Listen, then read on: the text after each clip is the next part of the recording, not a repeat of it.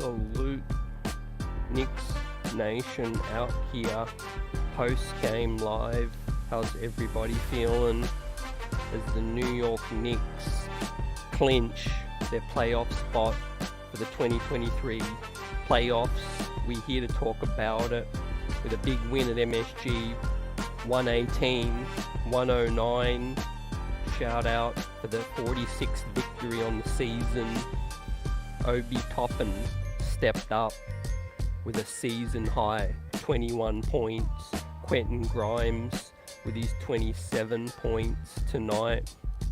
Jalen Brunson also chipped in with 27, but it was the defense that come from behind the bench again. The depth of this squad picking us up. Salute to the chat. Salute to everyone out here. Let's talk about it. Big time win at MSG. Let's go. Got the streets buzzing right now as the New York Knicks clinch. And man, does it feel great. We'll talk about that and more tonight's performance. The Dallas Mavericks went down to the Atlanta Hawks on the road to a heartbreaker for Dallas and for the Knicks' chances of getting that draft pick. We'll talk about that and what Dallas has to do in order for them to get that pick over to the Knicks and then to make the play-in. But the 46th victory tonight, oh man, it wasn't easy in the first half. The New York Knicks came out fairly slow, and the Washington Wizards really wanted to, cause crash the party, so to speak.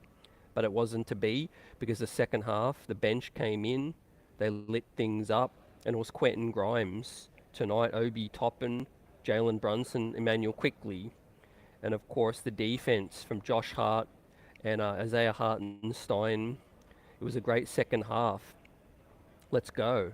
Playoffs clinch now. Prometheus, salute. Let's go to the ECF. Absolutely bang. Let's go. Tom Thibodeau had some post-game quotes. With the playoff spot clinched, he said he won't consider resting players until locked into a seed. Well, I mean, we're technically really locked into that. We're not going to catch the fourth, but of course we could still slide down to sixth. But the main thing is that the playoffs are clinched. Like Tom says, there's some things at stake. If someone is nicked up, though, they won't play. But we need to keep playing. We need to play our best going in. What are our thoughts about that? Nick Streets. Salute. Iconoclast. 6. Yep, live and direct. How are we feeling after this? Knicks clinching for the 2023. We're back to the playoffs. Sandman says, without Randle, the ball moves so much better. Look, yeah, the first half was rusty, but the second half, yeah, the ball movement was beautiful. I do believe we still need Randle to win, to go deep. But it is interesting, to look at this squad and look, how they play, without Randle, because we just haven't had a chance to really see that. And Sandman adds, you love Obi's game so much better than Randle's. And Paul also says RJ has to go. Fans coming out here hot. The chat on fire. First things first, we obviously made the playoffs now. Obi's 21 points, season high. Definitely a reflection of what he's capable of, what I've always thought Obi's capable of. He just needed the minutes to show that. Do I think he's a better player than Randle? No, I'm not going to go that far. He's not a better player than Julius Randle at this point. But, if some fans could feel and get behind the way they play with a different style with Obi, I can understand that. I definitely can. There are different players. Obi brings a lot of other intangibles to the game, getting up and down. The three-point ball was good tonight from Obi. We'll talk about that and more.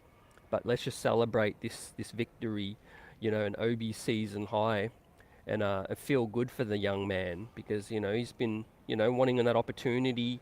He's been capable of playing this way. I've always believed in Obi, and he's going to be a great player in this league. Whether that's with the Knicks, remains to be seen. But, Julius Randle, you can't say that he's not deserving of his all-star accolade.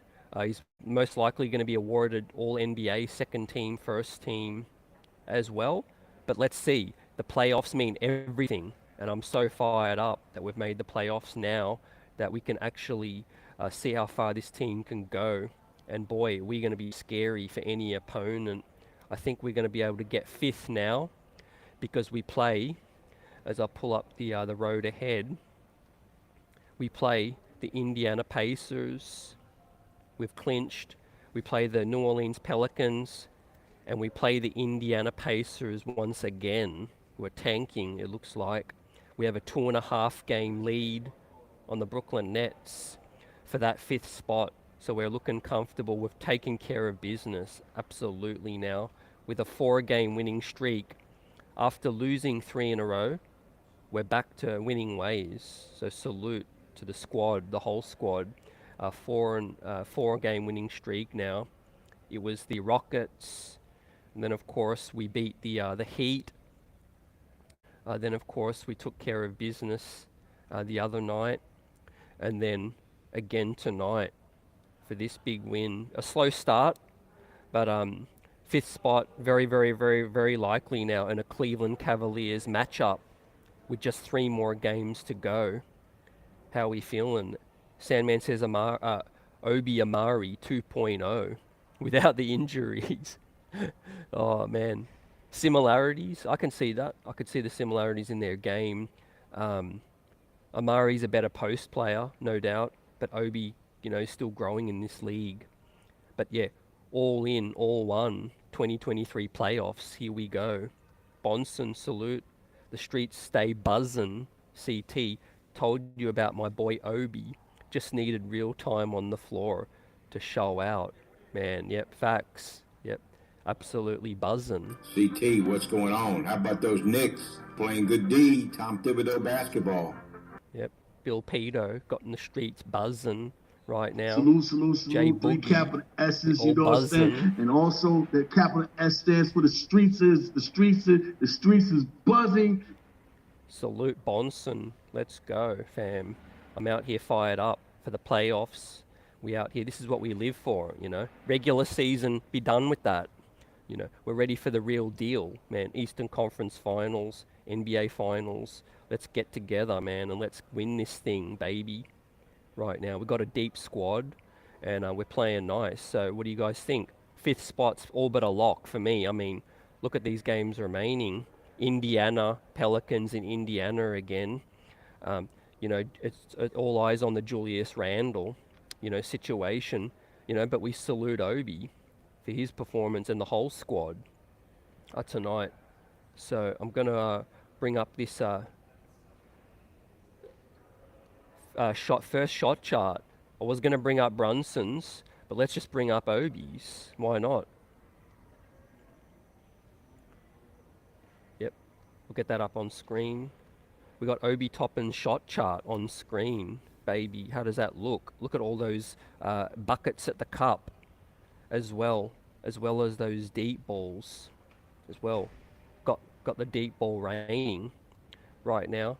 So yeah, Obi shot 9 of 15 and 3 of 8 from deep.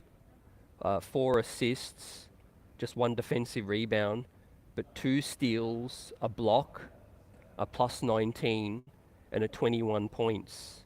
Season high for Obi Toppin. Stand up.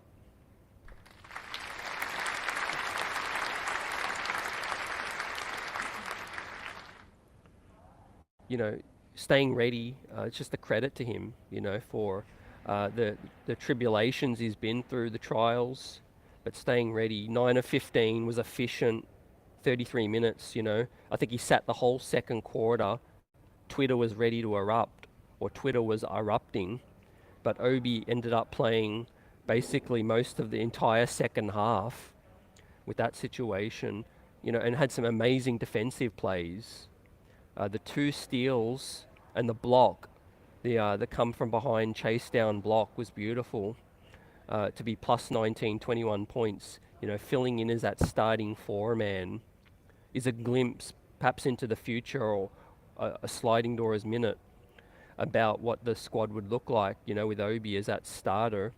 Of course, you know, we're playing against the Washington Wizards, you know, and a junk squad on their end, you know, young players. They had a point to prove, but they played tough. But definitely it was Obi's night tonight, season high. I love the 4 assists as well. That was a bit of a surprise, you know, for me. Yep. Brunson says, I don't want to get too far ahead, but if things break right, I see the Knicks making it to the ECF.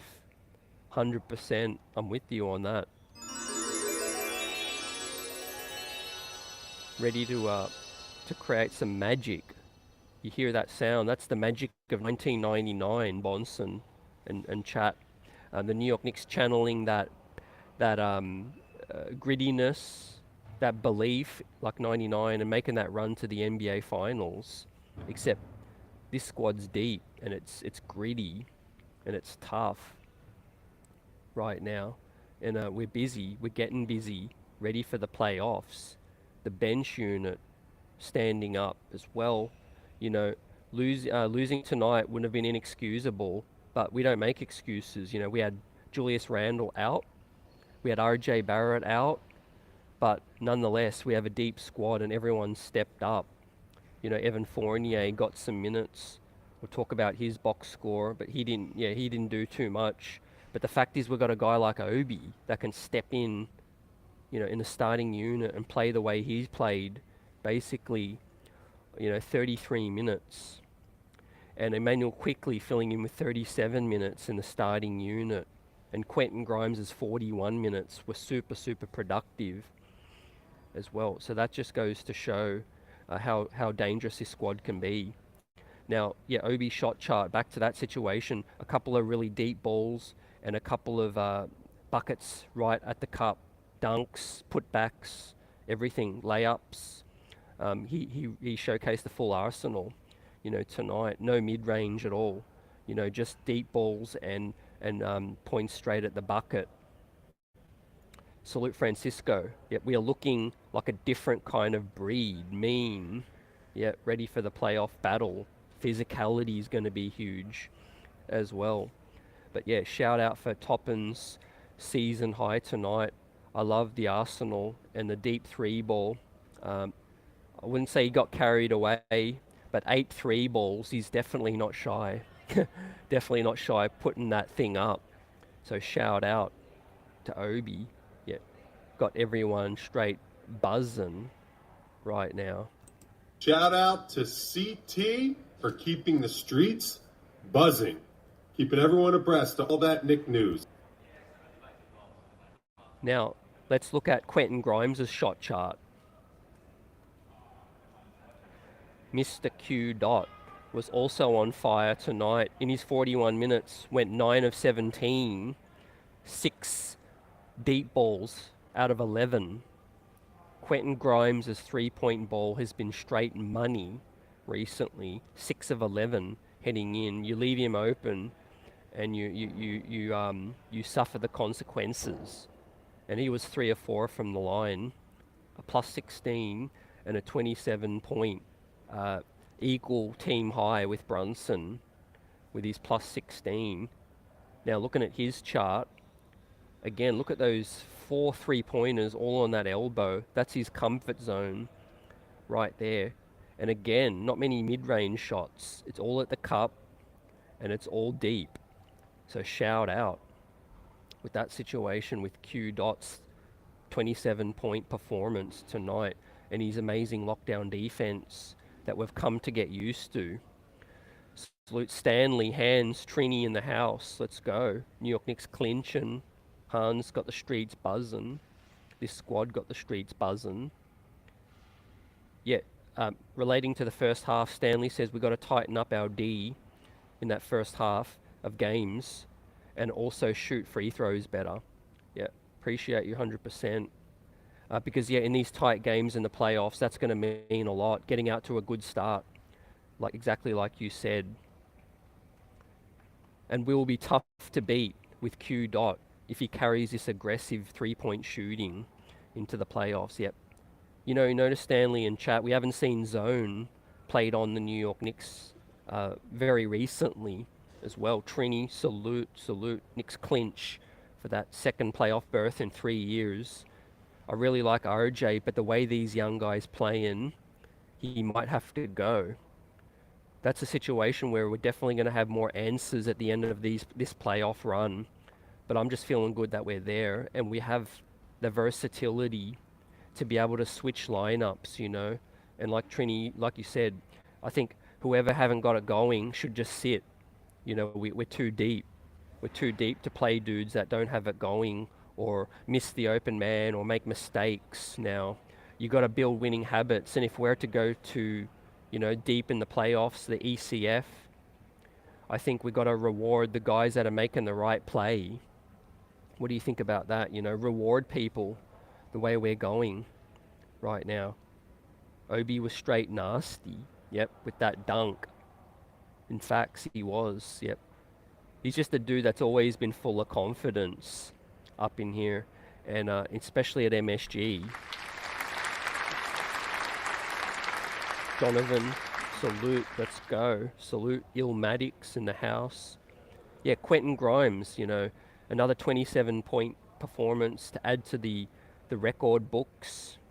A winning guy, plus 16, 5 assists, right? Let's shout out that part of Quentin's game, because it was the broadcast, I think it was Mike Breen talking about he doesn't make his mind up until the defense shows him what he has to do. And that's something RJ Barrett can continue to develop and learn from. Occasionally Quentin Grimes gets a little bit too hyped, and he does rifle the pass a little bit too much, and he's sometimes in two minds when he changes his mind late. But for the most part, for a second-year player, for a sophomore, Quentin Grimes is he's developing beautifully. He's developing real nice. Man, 9 of 17, 6 of 11 from deep. How do we feel about that, man? Danger in the garden when Quentin Grimes is pulling up from deep. Yep, Knicks playoffs. RJ just get the night off, or was he injured? He was ill. I think it was nothing serious, no injury. It was just wellness. I think he was sick. Stanley says, I do think there'll be a trade, though, in the summer, since certain guys are coming up for the extensions and all of that. And it may depend upon our playoff performance this year. Yep, 110%. Yep. Playoff performance. And we're still evaluating. Dirty salute. Let's go. Shout out to you. And a great season it's been. Can't wait for the playoffs. Dirty says, not against the consolidation or even trading, RJ. But it has to be that right deal. This is not the time to be an impatient with a young kid. Yep. Yeah, fully agree with that. You know, we've got the playoffs coming up. And it's not always so much about RJ. I keep making the point, it's about the fit with RJ and the rest of the guys, you know. RJ and Julius Randle have never been the best fit with those two together. And Drizzy, salute, let's go. Vaughn, playoff bound. If anything, this is a great showcase for Obi to other teams as well. Now, I love Obi to stay in New York. I'm just saying, if it does come to a point where Obi's in a trade discussion, you can always revert back to games like this and say, hey, other GM, don't try to sell us short. You know, look at the tape. Obi Toppin's legit. You know, he's simply just stuck behind Julius Randle. You know, I think the whole world knows that. You know, I don't think it was a bum pick at all. It was a perhaps bum fit, but not a bum pick. You know, college player of the year. If the Knicks showed anything with Randle, is that they will not trade a guy at his lowest value. Yep. Nor should we. You know, we're in a great position. But like you said, 100%, we're operating from a more patient, I think, perspective right now. You know, and no better example than this shot chart from one Quentin Grimes on screen. Remember, Mr. Untouchable, people were joking, laughing, clowning the Knicks, you know. Why would they not include Quentin Grimes in a Donovan Mitchell deal? You know, what are they thinking? All of that kind of thing. Well, I made the point at the time that Leon Rose and these evaluators see Quentin in the gym, in the practice facility all the time. So they've even had a better look at Quentin than we have. You know, we only see games. They see everything from practice and everything that he can show as a sophomore. And super, super high. He's our starting shooting guard for the future for a long, long, long time is Quentin Grimes. You know, especially when this, you know, we've always been saying on this show that Quentin's three-point ball, it's only a matter of time because the shot mechanics are just too legit to not be pure. And again, 6 of 11, plus 16, 27 points. But the all-around game from Q Dot, 5 assists, can put the ball on the deck like an Allen Houston could. A perfect prototypical 2 guard. Got me buzzing with that situation. And his defense. Did I even mention his defense? Salute AG's in the house. Salute Andrew. How are we feeling after this? Stanley says Obi will definitely be traded along with Evan and perhaps RJ in the right deal. Knicks will give Hart that new contract that he deserves. Most likely that's looking the same way with Hart. You know, with Obi, with Fournier, I could see it. With Obi, I think they could maybe still drag it out even longer if they want to, I think. Yep.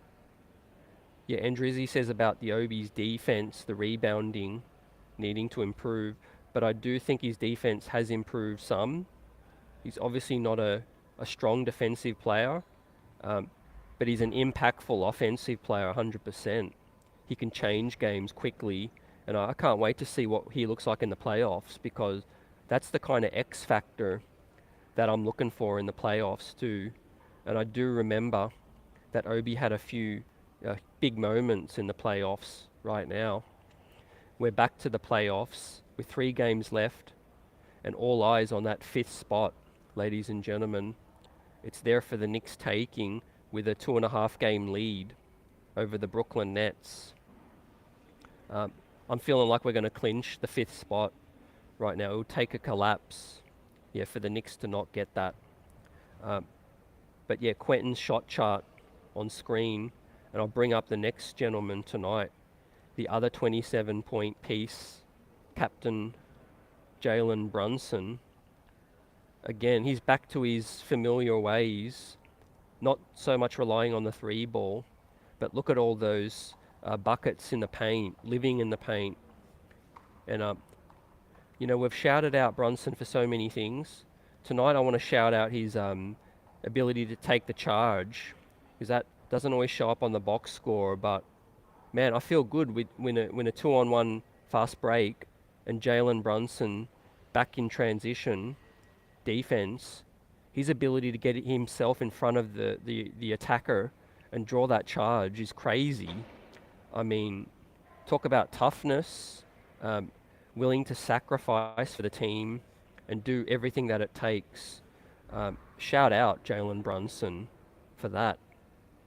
But he was also a team high with Obi plus 19, 27 big ones, but 3 steals don't always, reflect in Brunson's box score, but 3 steals was big tonight. His second half definitely was part of the Knicks' comeback.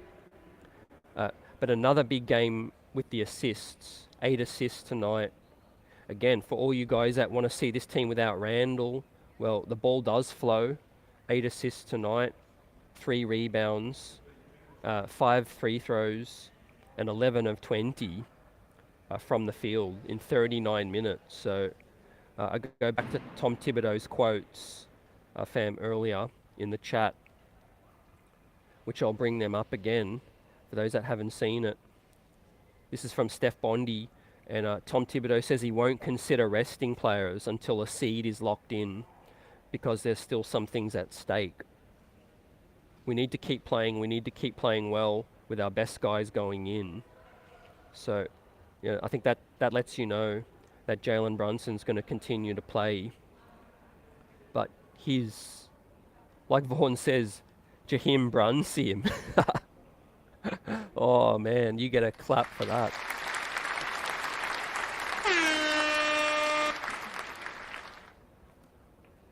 I'm glad you said that, because I was running out of words to call Jalen Brunson something. I'm going to have to think carefully what I'm going to call him, in the playoffs, because that's when things could really get crazy out here. I'm ready for this playoff run, but everyone's talking about the summer already, the future. I'm thinking like we could definitely get to that second, third round and cause some straight chaos in the streets. Dirty says Obi gives you buckets if he's not looking over his shoulder. He's just a bad fit for a coach like Thibs, who does demand the rebounding and those kind of things. Yep, 100%. Also, he does leak out a lot, so you got to sacrifice something, kind of like one or the other, in terms of crashing the glass like Hart, or leaking out, and trying to get an easy bucket like Obi does. But yeah, man, the fans are going to be buzzing during the playoffs, whether you're Obi Hive, Randle Hive, Brunson Hive, all of that stuff. I'm KNICKS Hive, but no doubt I'm high on a lot of these young players that are the future of this team.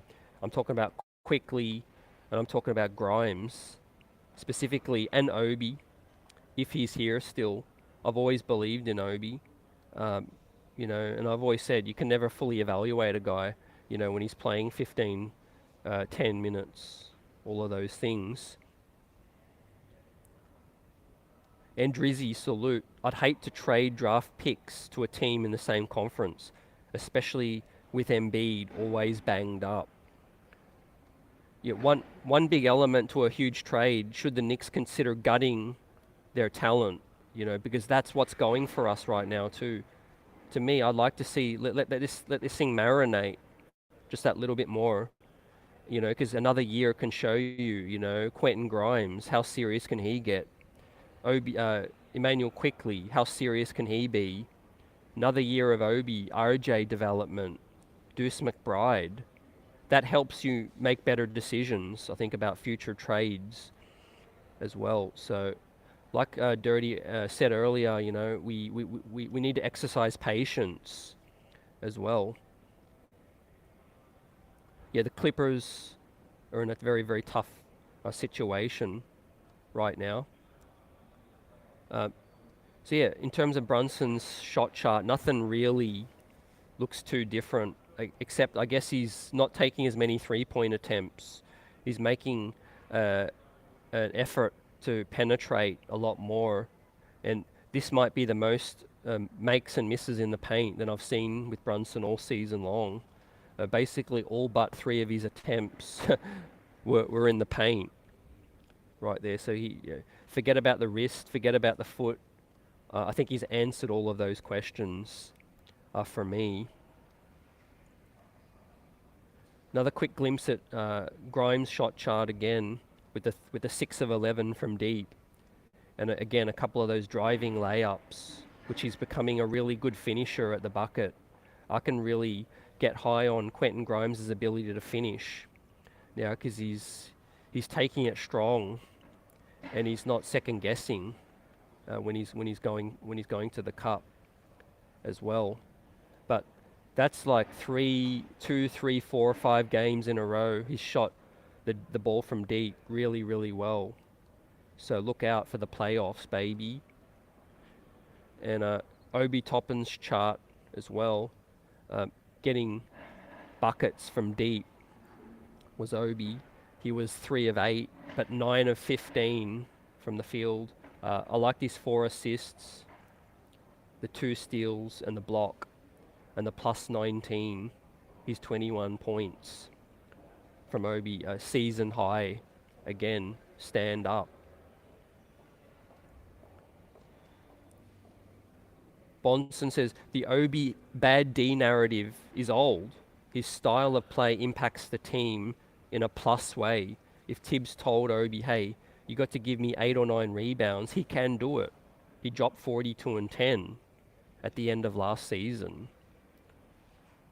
Yeah, improvements definitely within. I mean, reps, minutes, the ability to not look over your shoulder as well. I don't think he'll ever be a really strong rebounder, but he can definitely, pull them down. I remember we were talking about Kristaps Porzingis. Remember early in his career, fam, the narrative was that Porzingis was a weak rebounder, and he improved at that as well.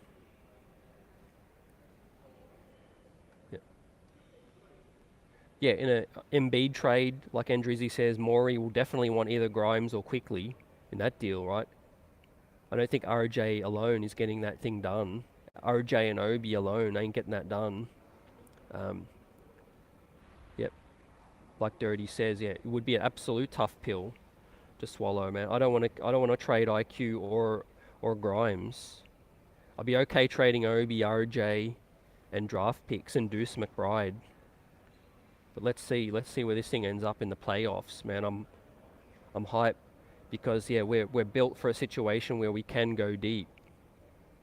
Execution is going to be big. Like Stanley says, getting out to good starts as well. Tonight was disappointing, that first half. I don't think we came out ready, and I don't think we were switched on. But we definitely got punched in the mouth, and then we realized we woke up and we answered the call.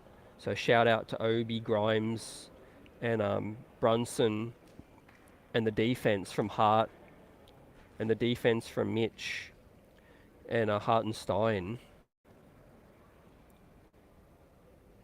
So yeah, that road ahead now. Let's just win out. How does that sound, ladies and gents? 3 more to go. Let's get to 49 wins on the season. We hit the road for 2 games. We have the Pacers, the Pelicans, and then the Pacers to finish up at MSG for a playoff send-off. That's going to be buzzing. Something, unfortunately, that's not so buzzing tonight. Right after the Knicks game, I switched over to the Dallas and Atlanta game that went to overtime. The Knicks and Dallas got lucky in that game over and over, but still were unable to capitalize. Kyrie Irving fouled Trae Young with 1 second to go and put him on the line, which had me pulling my hair out. JaVale McGee missed a critical free throw. He couldn't hit double to put his team up as well, which made it go to overtime. Dallas has had so many opportunities and crapped the bed. So that's unfortunate for the Knicks' chances of getting a draft pick this year. But let's go through it, shall we? Let's go through this thing. So Dallas is still in the 10th situation, right? We got OKC with their 2.5 up. So what happens is Dallas have the Chicago Bulls, they have the Sacramento Kings, and they have the San Antonio Spurs left. Those are the 3 games Dallas have remaining, and they're most likely going to have to win at least 2 out of those 3 to have any chance of making the play-in, because Oklahoma City Thunder own the tiebreaker between the 2. So Dallas can't just match OKC's record. They have to surpass their record, unfortunately. So with 3 games remaining, you do the math. They cannot afford a single slip-up unless, Toronto or Minnesota collapse. I think Dallas are definitely going to have to win at least 2 out of these 3 to have any chance of making the play-in and send that pick to the New York Knicks. So that's where it's at, ladies and gentlemen. How are you guys, feeling about that? Yeah, Kaiser's in the house. Salute. Mavs selling on purpose. Yeah. They're running out of reasons to try to win. So it's looking like, I think one more loss is going to have them thinking about that lottery pick for sure. But, valiant efforts tonight. They got so close. Kyrie Irving, his Maverick career high tonight, just could not get it done. Luka had a fadeaway falling out of bounds three-pointer to try to win it at the buzzer. But man, it banked off iron. And Drizzy says Dallas going to be losing all three. Looking likely. Now look, the Bulls situation's different because the Mavericks and the Bulls play each other. So that's a situation where it's a 2-game swing. If Dallas were able to beat Chicago, Dallas get that extra win, Chicago get that extra loss. But basically Dallas is running out of reasons to try to win. The next game Dallas have is Sacramento, unfortunately, not the Chicago game. So I think maybe one more loss to Sacktown might just add clarity to them to try to tank that Chicago game. So, you know, it is what it is. If we don't get the pick this year, we do have a chance to get it again next year, top 10 protected. And pertaining to the draft and the New York Knicks, I think the Knicks will try to buy a second-round draft pick still, or something like that. They might try to pull off a draft night trade and get into the late first round again. Or, like I said, maybe buy a second-round pick. I don't think they're going to go through this draft without a singular pick. It may not be the Dallas pick, of course, but I do think the Knicks are going to try to get something out of here. But yeah, it is, you know, it would have changed a lot had the New York Knicks, had the Dallas Mavericks won. But you know what? We took care of our business. It's positive. We clinched that playoff seed with a big 118-109 victory, with Grimes hitting his form, Obi Toppin season high, right? Even if RJ and even if Randle's out, these New York Knicks are still formidable.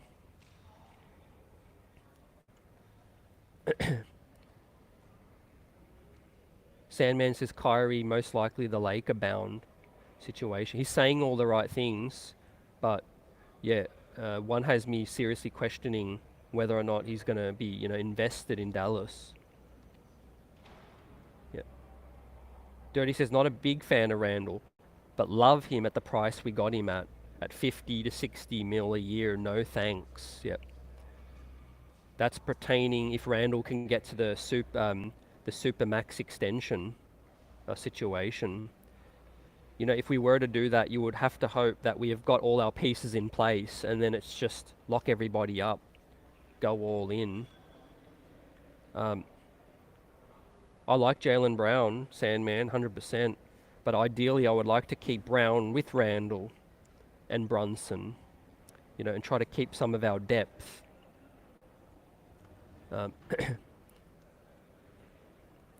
Even if Dallas is a lottery team, it doesn't assure them, picks 1 to 10.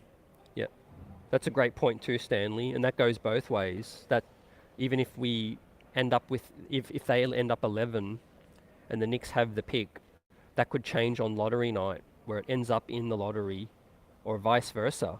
Maybe it ends up in the lottery and then it comes back out of the top 10. So yeah, great point. Randle will qualify for the Supermax if he makes all NBA, which he is favoured to do so. Yeah, that's a great point too. The Supermax extension. I'm assuming that won't kick in though, Dirty, until, 4 more years? Or will it kick in immediately? To my understanding is he's already, signed the extension currently. I think it would be his next contract. Yeah, we've got about the 20% chance of retaining the pick, which what looks like right now. But we have the worst lottery luck as well. That's a fact too. But yeah, playoffs are here. The draft is for another day. But I always feel like the Knicks can find a way to get a draft pick somehow. We have expiring contracts, some other movable pieces as well. But yeah, it'd be a damn shame because, man, that would have looked super close. If the Knicks had got that pick at number 11, it would have been amazing. But, we've got a nice young core. They're ascending. We're heading in the right direction, right? I think this Cleveland Cavaliers matchup, if the last game didn't already tell you, we are a serious threat to win that series, make no mistake. I actually feel better about our chances of beating Cleveland than our chances of beating Atlanta 2 years ago. And those were pretty high at the time.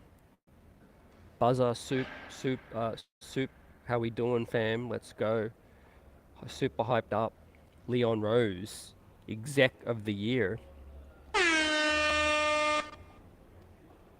CT, what's going on? How about those Knicks playing good D, Tom Thibodeau basketball? Let's go. Chat's on fire. Only one guy who's qualified for the Supermax didn't get it offered, and Supermax is tacked on to the end of a contract. Okay, yep, that makes a lot of sense. What's good, old head?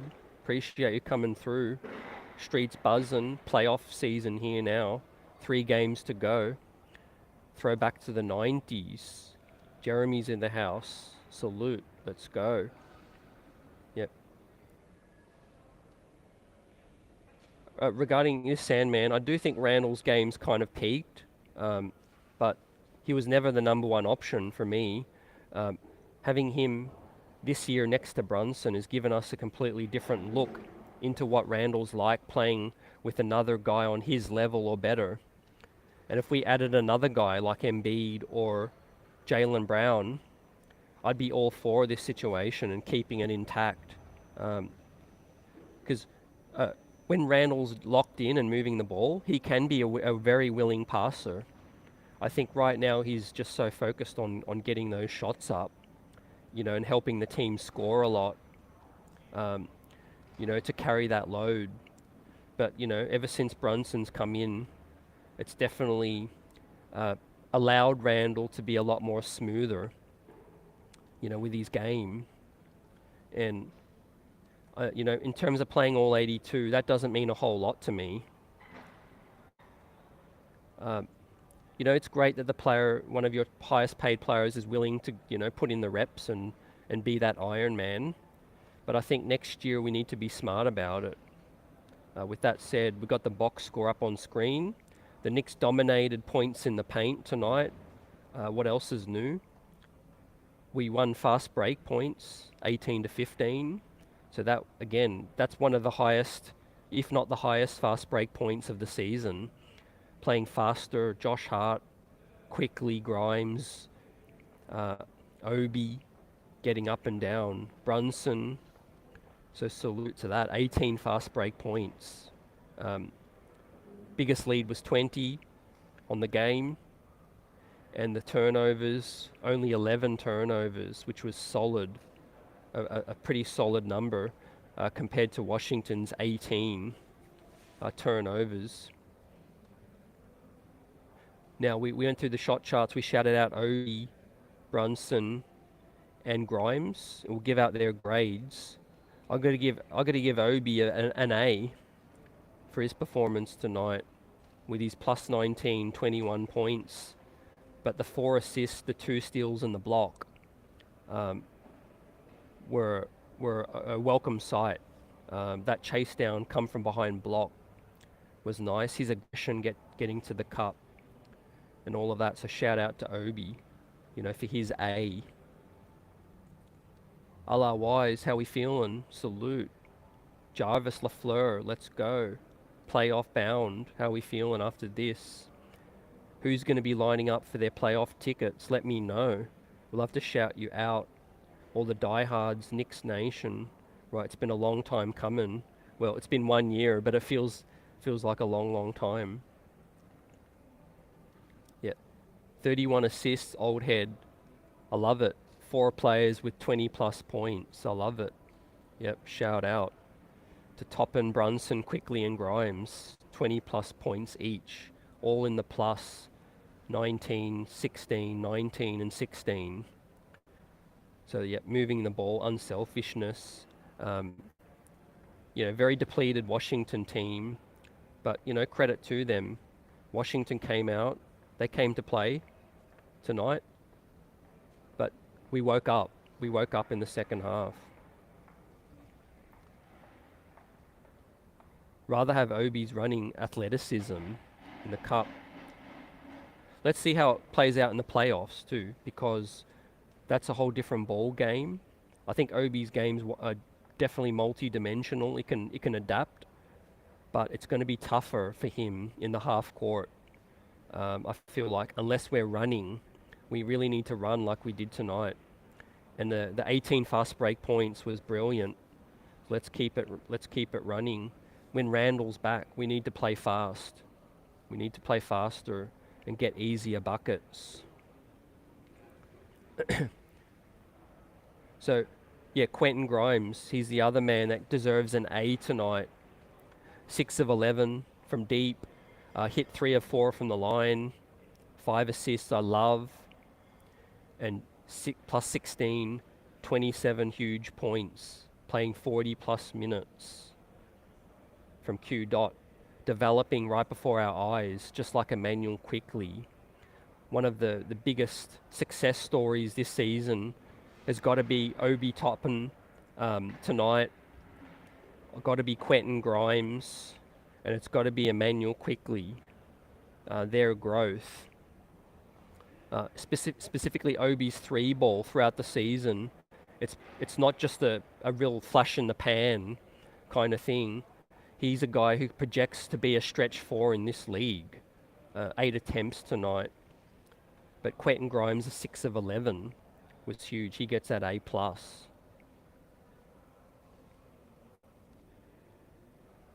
Yep, shout out Jarvis.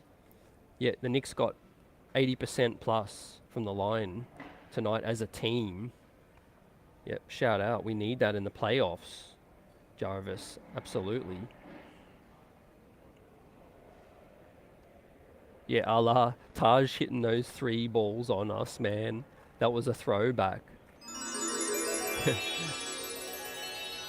Yeah, the pride of Fort Greene hitting the, he's comfortable in the garden corner, that's for sure, man. He had a few seasons at that, practicing in the corner there.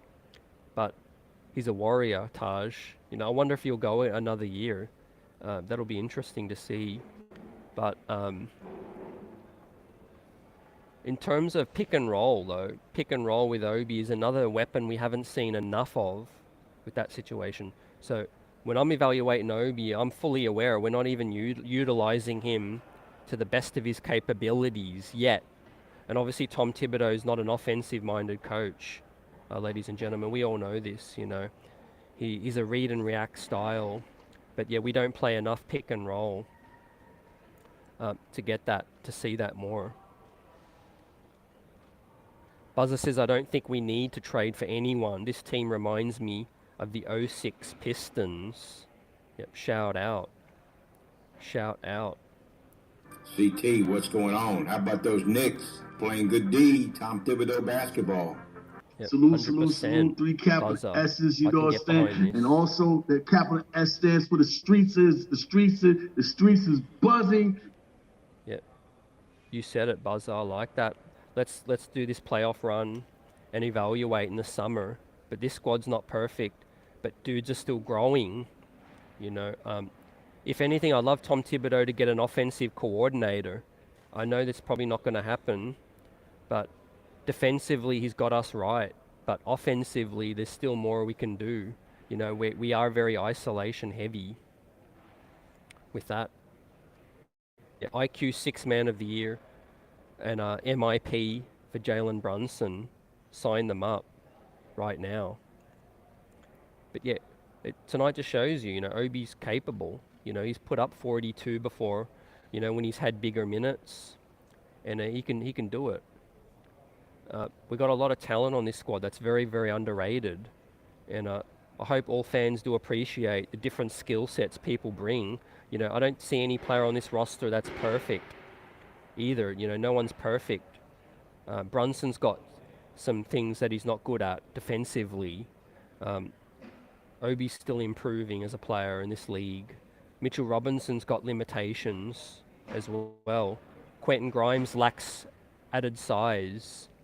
But you put all these parts together and it's Voltron right now when everyone buys in. So, yeah, Grimes gets that A. Emmanuel Quickly, 8 of 18, 3 of 6 from deep. I like that. And he had 5 assists, 3 steals, did IQ, 5 fouls, and 22 points, though it was a -2. So yeah, he was a part of that starting unit that didn't quite get things going. It took a little while to get into his groove, but then Emmanuel quickly finished strong with a couple of late deep balls. And I love that 3 of 6 from deep. Doesn't need to force it, don't need to shoot a whole lot. Just take those nice open shots. Yeah, Jarvis says it's great to see Grimes produce with a greater usage. He played great. Obi may have increased his trade value too, if he is traded. Yep, great minds think alike, brother. Because I said that at the beginning of the show also, with Obi's ability to produce like he did tonight. That's going to give Leon Rose and this front office, extra tape and film to show other teams exactly that Obi just hasn't lost a step at all. He's still got it. Yeah, and the future is very, very bright. Yeah. The funny thing is the conversation we're having now is more like the fans are talking about how we can improve and how we can bring in that next stud. It's different to the conversations we used to have, talking about the lottery, talking about all of that other stuff.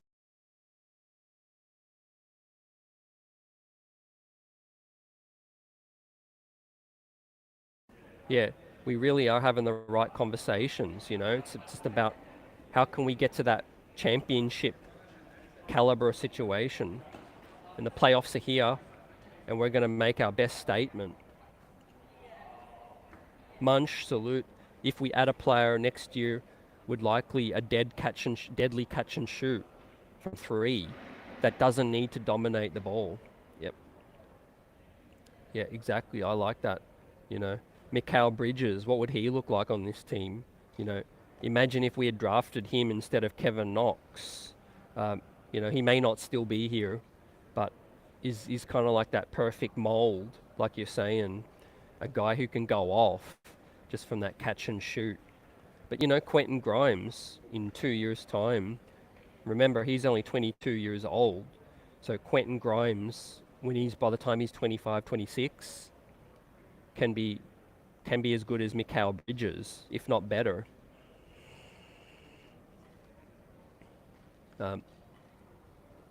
Buzz's question, great question. Yep, 100%. I think Mitchell Robinson is all NBA defense. One of those teams. Yep, he impacts winning. You just don't win playoff series without the best player typically. As nice as it is this year has been, that's the truth. Yep. That is going to be the tough situation. I think also you got to be great at adjustments, Dirty Chat.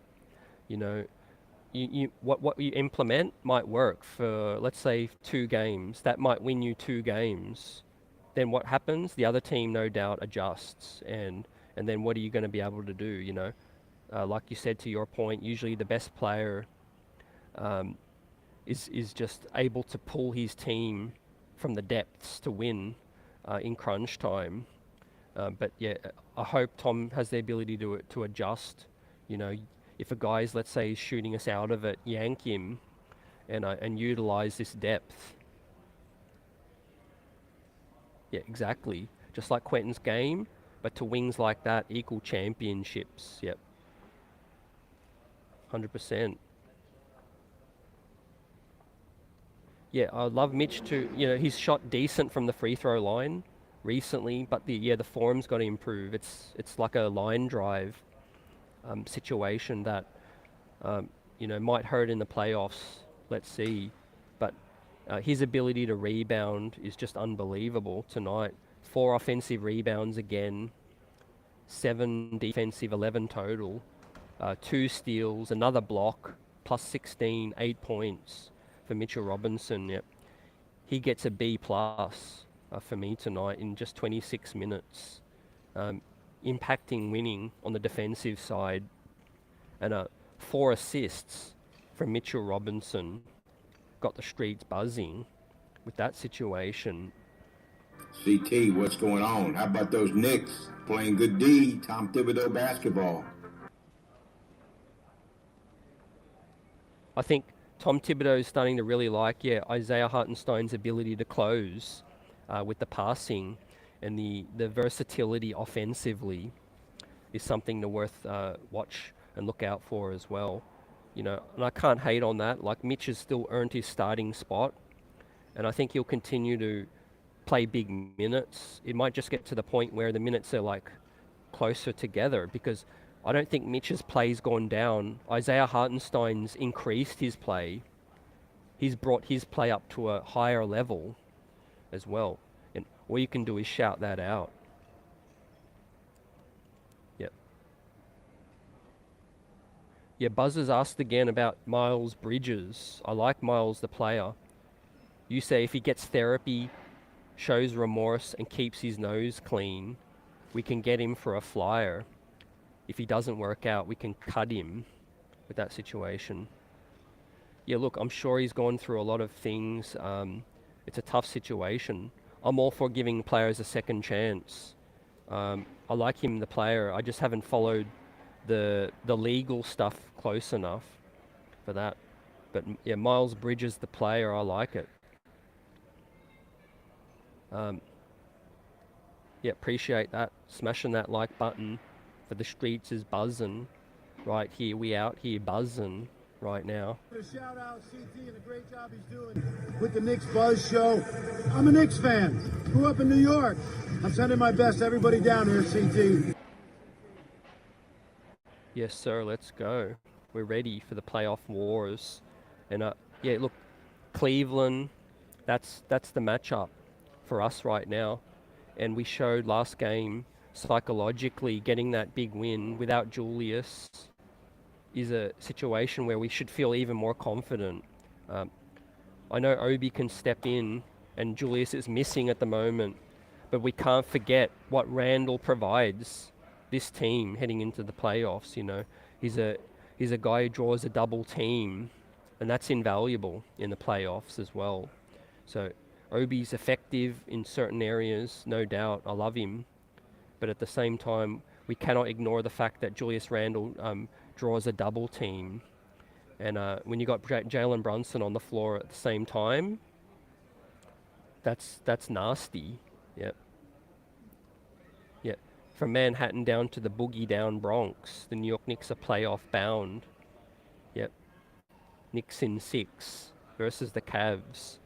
I like it. Throw your predictions out there, baby. As the New York Knicks have finally clinched. Now, there's no more wondering, no more talking. All about, you know, when are the Knicks going to clinch? We're there. With the road home now.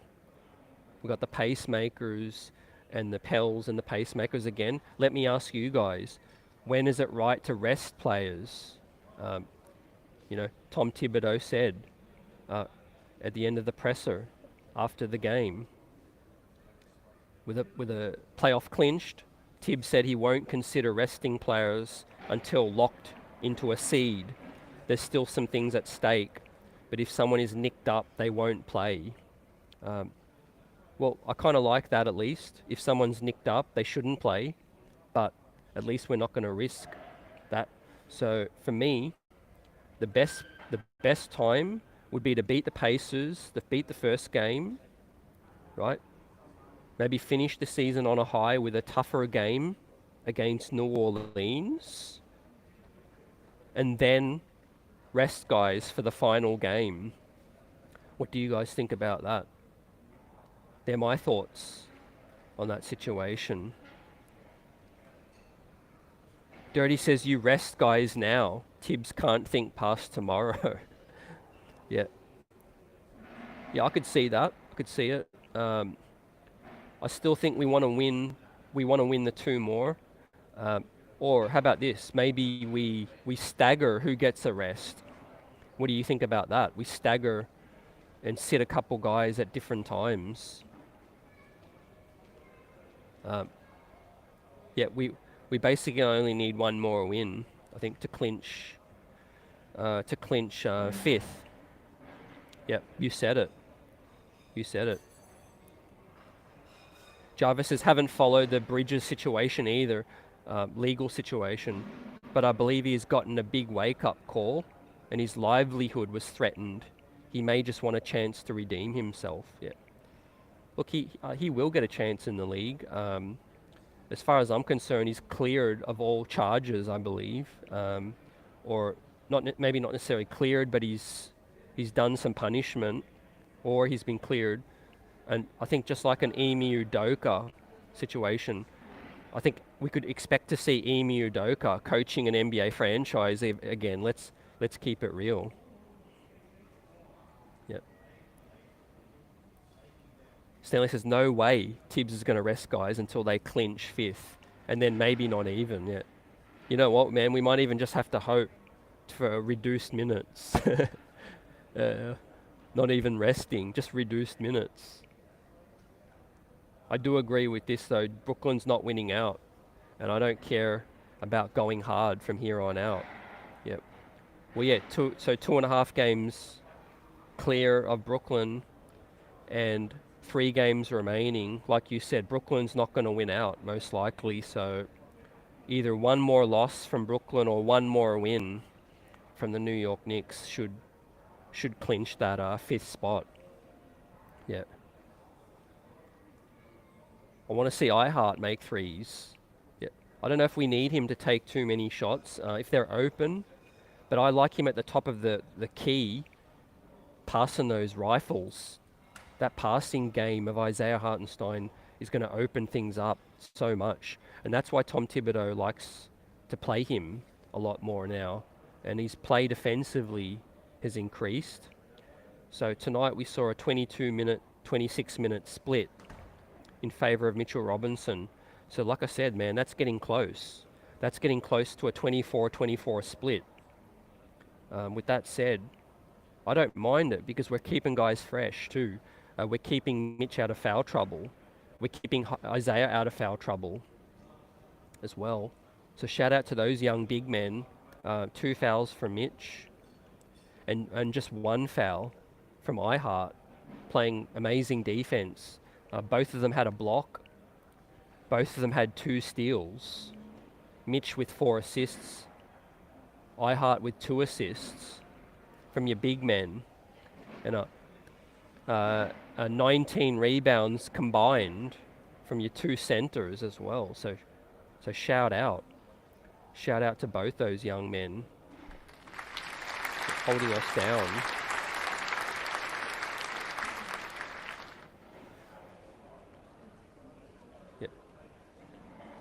You know what? I'd love there to be a statue of Willis Reed. There is not at this point in time, but who knows? One might think that there's some conversations being had about that, because yeah, that would be a great way to honor Willis, his legacy as a New York Knick, and everything that he's achieved. Yeah, Jarvis, I feel you on that. Yeah, teams may not have to worry about his conduct in the future. Yep. If they want to trade for him. Yep. That's big. So I want you guys to give me your thoughts now on Tom Thibodeau. You know, we haven't hit the playoffs yet, and that's a whole nother animal, but where you sit with Tom Thibodeau right now, you know, it's 2 years out of 3 years now. New York Knicks are playoff bound. The first time in the 4th seed, the second time it's looking likely in the 5th seed, right? Making haters eat crow, you know, quietening some people down. You know, the naysayers said the Knicks were a play-in team. Let's keep it a buck. You know, we have exceeded those expectations, and we have definitely gone through a bumpy ride. It's been up and it's been down, but for this part, he's brought consistency, for my opinion. You know, he's not a perfect coach, nor is there any perfect player on this roster, like I said, but we've clinched playoffs now 2 out of the 3 years. So everything that Leon Rose and Tom Thibodeau have set out to achieve yet in these 3 years, they've basically delivered on a lot of these things. So yeah, give me your thoughts on Thibs and the front office.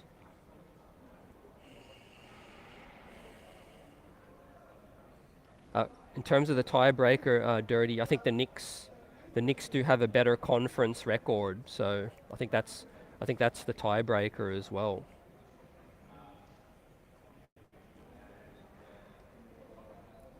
Dirty says, I think Thibs has accomplished what he was hired to do, which was fix our culture, and anyone mad forgets where we were at the time.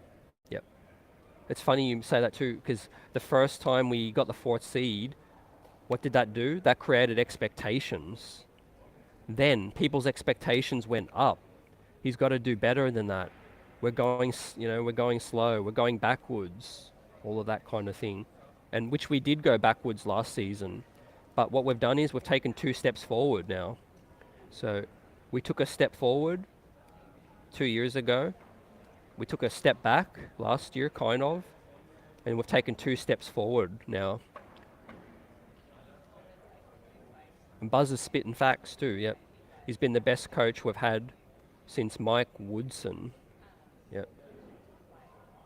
You said it. Yep. Yeah, bringing stability. Now, you could want a different coach for different reasons. I can understand you on that as well.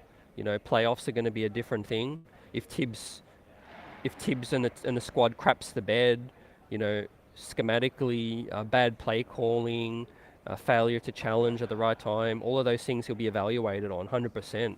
We'll be talking about it. We'll be here and we'll be buzzing right now. CT, I'm doing wonderful, man. It's always a good time with you because the streets are buzzing. 007 Angelo, in the nick of time, salute. We are in. Cavs better watch out. We are very, very, very dangerous right now. Yep, got the streets buzzing. Shout out to CT for keeping the streets buzzing, keeping everyone abreast of all that Knick news. Sandman says if Knicks win with Thibs, then it was all worth it. But hey, I forgot Randle is still here, and Knicks will never win a chip with Randle here. Yep, definitely feel your thoughts on that situation. I think everyone deserves to be evaluated still, but we're moving in the right direction for me. Jarvis says, I'm concerned with Thibs keeping Brunson in the game longer than what he needs. Example, today's game, that was risky, and teams would love to bang up on him some more. Yeah, that's some great points, Jarvis, as well. 39 minutes from Brunson. I just think that is what Thibs is. He's damn near 65 years old, 66, and I don't think he's ever going to change that either. It's unfortunate. Remember the end of last season, I think, or the season before when RJ banged his knee, or RJ went down? Everyone held their breath. So that was a situation that was tough. As long as we're fighting for something, Tom Thibodeau, in his words, is going to continue to play guys. If we make a trade for a guy like Joel, he will probably push Thibs out. He ain't playing 40 minutes a night, man. We're going to need some sort of magic potion for that to happen with Joel Embiid playing that many minutes. You're right, 100%. Maybe that is a guy Tom Thibodeau will adjust for, though. He might realize, hey, man, this is the last chance at winning a championship. Now, it's adjust or go home. But I do like players that are durable. I'm not going to lie. I like me some Joel Embiid, but I also like players that are durable. Van Gundy took it to the ECF and the finals. I can't put Thibs in that class just yet. Yeah, I agree with that one. I agree. But certainly since Mike Woodson. Yeah. Van Gundy had Ewing, Allen Houston, and along with Oakley Mason, not to mention Starks.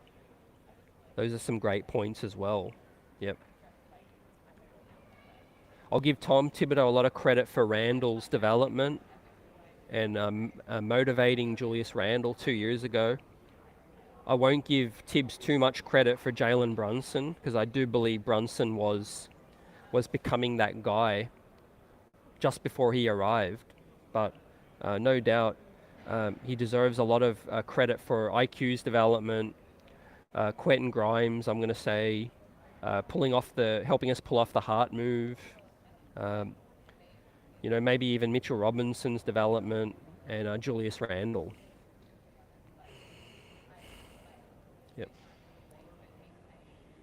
Yeah, this is what concerns me about Embiid as well. And a lot of Knicks fans would like Kristaps Porzingis as well, but the ability to not play 70-plus games is something to worry about as well. And, we've got to be careful next year with Jalen Brunson. We really do. We've got to be careful with JB. And I'm talking next year, we shouldn't need to play Jalen Brunson too much. Because like Jarvis said tonight, 39 minutes, we rely on a lot. We were shorthanded, no doubt. RJ Barrett missing. But I think Emmanuel Quickley and Quentin Grimes are going to get a bigger offensive role next season, because they are going to have to, get more shots in the offense. Yeah, it's worth noting about the All-NBA too. Under the new CBA, fam, you're not going to be eligible for an award if you don't play 65 plus. Yep. Yep. Thibs' track record, Jarvis, winning at all costs. But I hope the Knicks are healthy going into the playoffs. They don't need any more injuries. Yep. Yeah, that's a great point. In terms of, these final 3 games, exactly like what Dirty Dancer says, 5th, 6th, the chances that Brooklyn win out are very remote. So, maybe we go one more, we go hard against the Pacers, we sit against the Pelicans, and then we try to finish the season in form by beating the Pacers again with reduced minutes from everybody else. We do have a big squad. We do have to take advantage and make use of it. But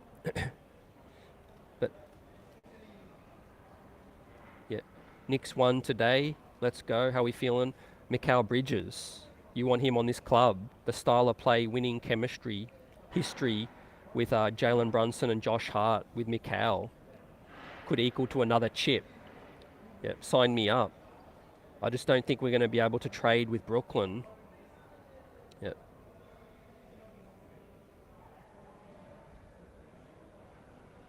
Yeah, look, avoiding Milwaukee in the second round is going to be something we should try to do, if possible. That could be the most important thing. But yeah, it's hard to look past the first round. Just winning a first round series for this team is going to add a lot of confidence, and our confidence may even grow by winning a series against the Cavs, and we could take any other team deep with our bench. Also, let's not forget that any other team might get an injury or two. Let's say a Chris Middleton, if he had to miss a couple of games, the door opens up for the New York Knicks 110% to capitalize on that. I think Giannis is going to be carrying a big load. Yep. Yeah, 007, man. Thibs doesn't know what that word is. He never made it to letter R in the dictionary. Yeah, you said it, man. We could call out Thibs and still laugh at some of these follies. The main thing is we're in the playoffs. And if Thibs ain't the right guy to lead us further next season, I think they will make change. But for right now, let's see what Tom Thibodeau and this squad can do. I do think they're very high on Johnny Bryant. I do think James Dolan got other contacts around the league. He might even try to swoop in for Emu Udoka. We don't know. I know that James Dolan loves the big names. Tom Thibodeau was a big name, CAA. The glitz, the glamour, the fashion. He loves all of those big names. Yeah, yeah, that's going to be a ridiculous haul that Brooklyn might get eventually if they trade him too. 4 to 5 picks. You know, obviously we blame the Rudy Gobert situation, right? I mean, how many picks did KD get traded for again? Can you remind me? I don't know if it was more than 4 to 5 picks. But obviously, Brooklyn did get back a lot of good pieces, you know, with Mikal Bridges, Cam Johnson, and the rest of that package as well. So that was a whopping package. Yep. I'm not so much also glued to Mikal Bridges. I'm just trying to say that that's the kind of player in a perfect world that would fit like a glove with the rest of this team. You know, a player that can shoot lights out, is growing offensively in his game, but is also a demon defensively as well. Who's the most affordable guy that offers something like that? I think it's OG Anunoby. Yeah. I think OG Anunoby could be get for 2 picks and some pieces. You know, maybe 3 picks and salary, or 2 picks and some pieces. What do you guys think? Yeah. Yeah, if I'm Brooklyn, I do hold on to him as long as I can, until I get that Godfather package that I want. And the more 40-point games that he continues to rack up, is the bigger the price tag goes up. You know, yesterday's price ain't the same as today's price. Yeah. But yeah, they are tempted to bottom out. Or they're motivated to not bottom out because they don't own their picks. Yep.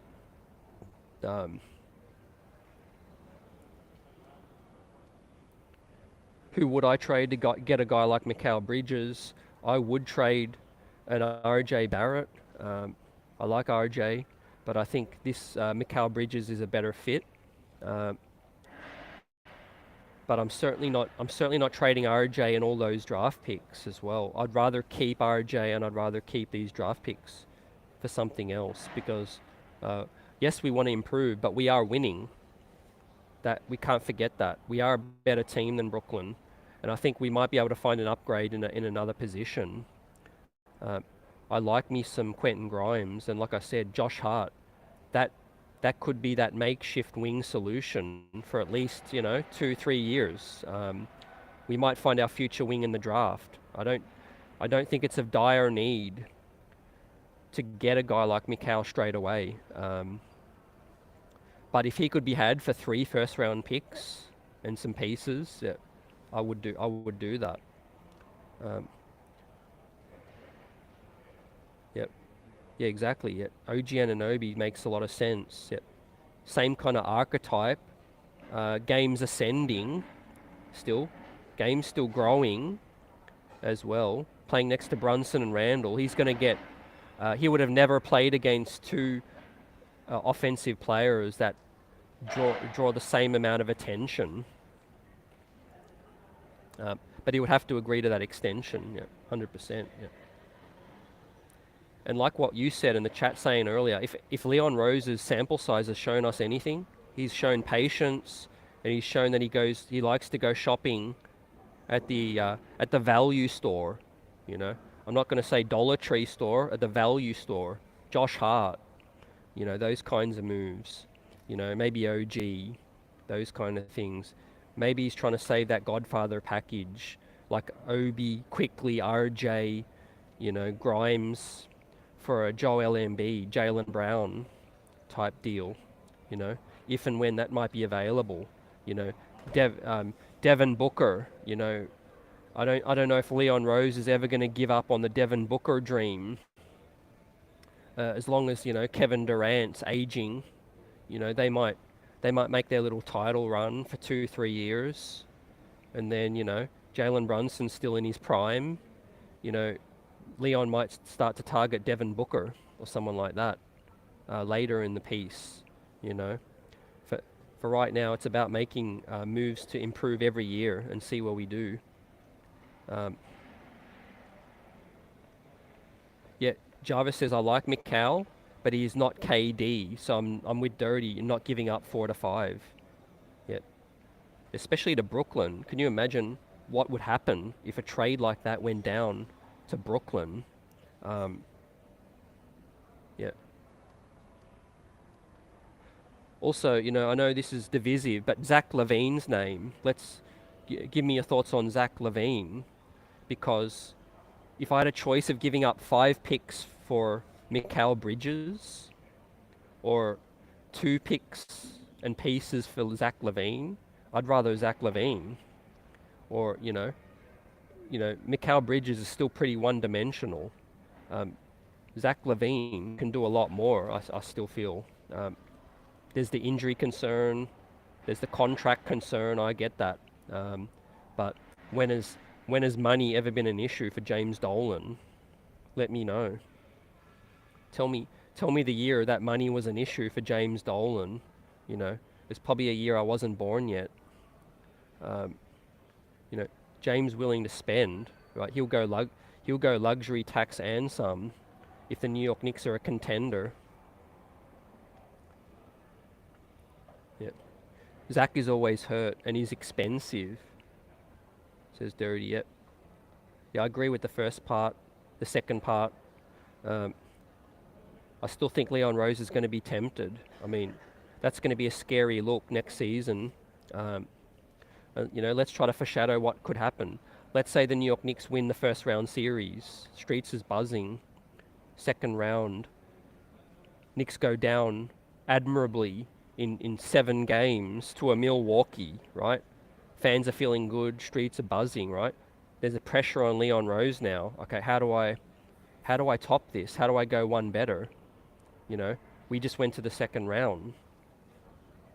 Okay, swing a big deal for Zach LaVine, and he comes in next year with Jalen Brunson, Quentin Grimes, Zach LaVine, Julius Randle, and Mitchell Robinson, and he still keeps Quickly out of the deal as well. So you keep Quickly, and you keep Quentin Grimes out of the deal, and you've traded Obi, and you've traded RJ as well.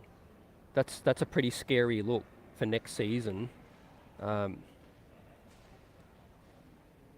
Dirty says, I would only take LaVine though for Rose, Fournier, and some picks.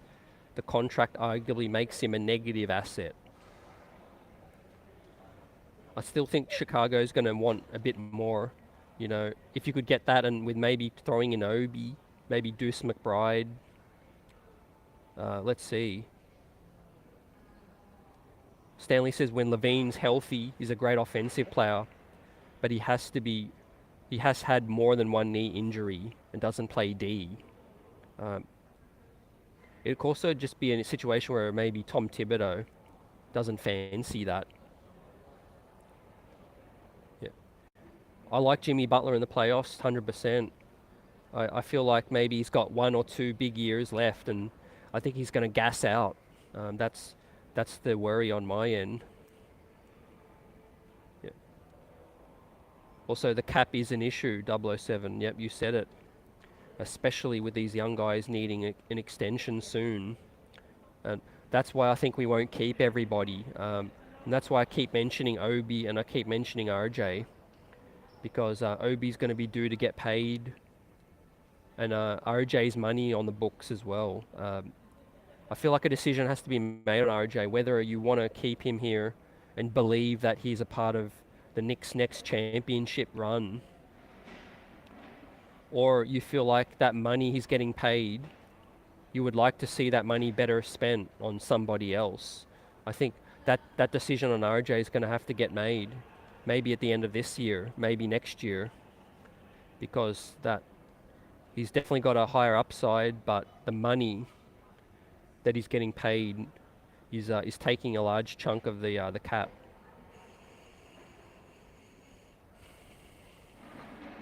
Yeah, we could be gearing ourselves for this, Jarvis. You said it. Absolutely. I like this. 2024 is that year to strike. At the end of the year, Jalen Brown is at UFA. I would try to clear enough cap this off-season and position myself to pounce. Yep. I think that's the same year Spider Mitchell as well, Jarvis. And I think Spider Mitchell does have serious interest in New York still. So, you know, I know we've talked about Spider at length, but how would you guys feel about Spider making his way on this team as a free agent, not as a trade? Yep. I think Quick has raised his value too much. Any superstar trade and teams will demand him. Yep, 110%. They should. Also, it could be a situation, I've heard a lot of talk about Quickly, you know, wanting that bigger role, you know, and so he should be in 1 year. He believes that he's that starting guard in the NBA, and I agree with him. I think he's good for 35 minutes each night. It's just going to be fascinating, you know, to see how Leon Rose can manage this whole situation right now. You know, like you said, Dirty, I would have loved to have this Dallas Mavericks draft pick, you know, if not to draft a player, but to have this pick to be able to be used in trade negotiations now. That's thrown a huge spanner in the works for us and Knicks fam out here. The Dallas Mavericks final 3 games against the Bulls. The first game is the Sacktown, then the Bulls, and then the Spurs. So I would expect them to beat the Spurs, but that's the final game. And unfortunately, they may not have anything to play for. So how does it play out? You see the screen there. Oklahoma City Thunder have two less losses. They own the tiebreaker over Dallas. So 110%. Dallas got to win 2 out of their final 3. Chicago, they've got to beat Chicago in one of those games and hope that Chicago bottom out. Minnesota won today, I believe, so I don't know if that's even a factor. And of course Toronto sitting there on 39 wins as well.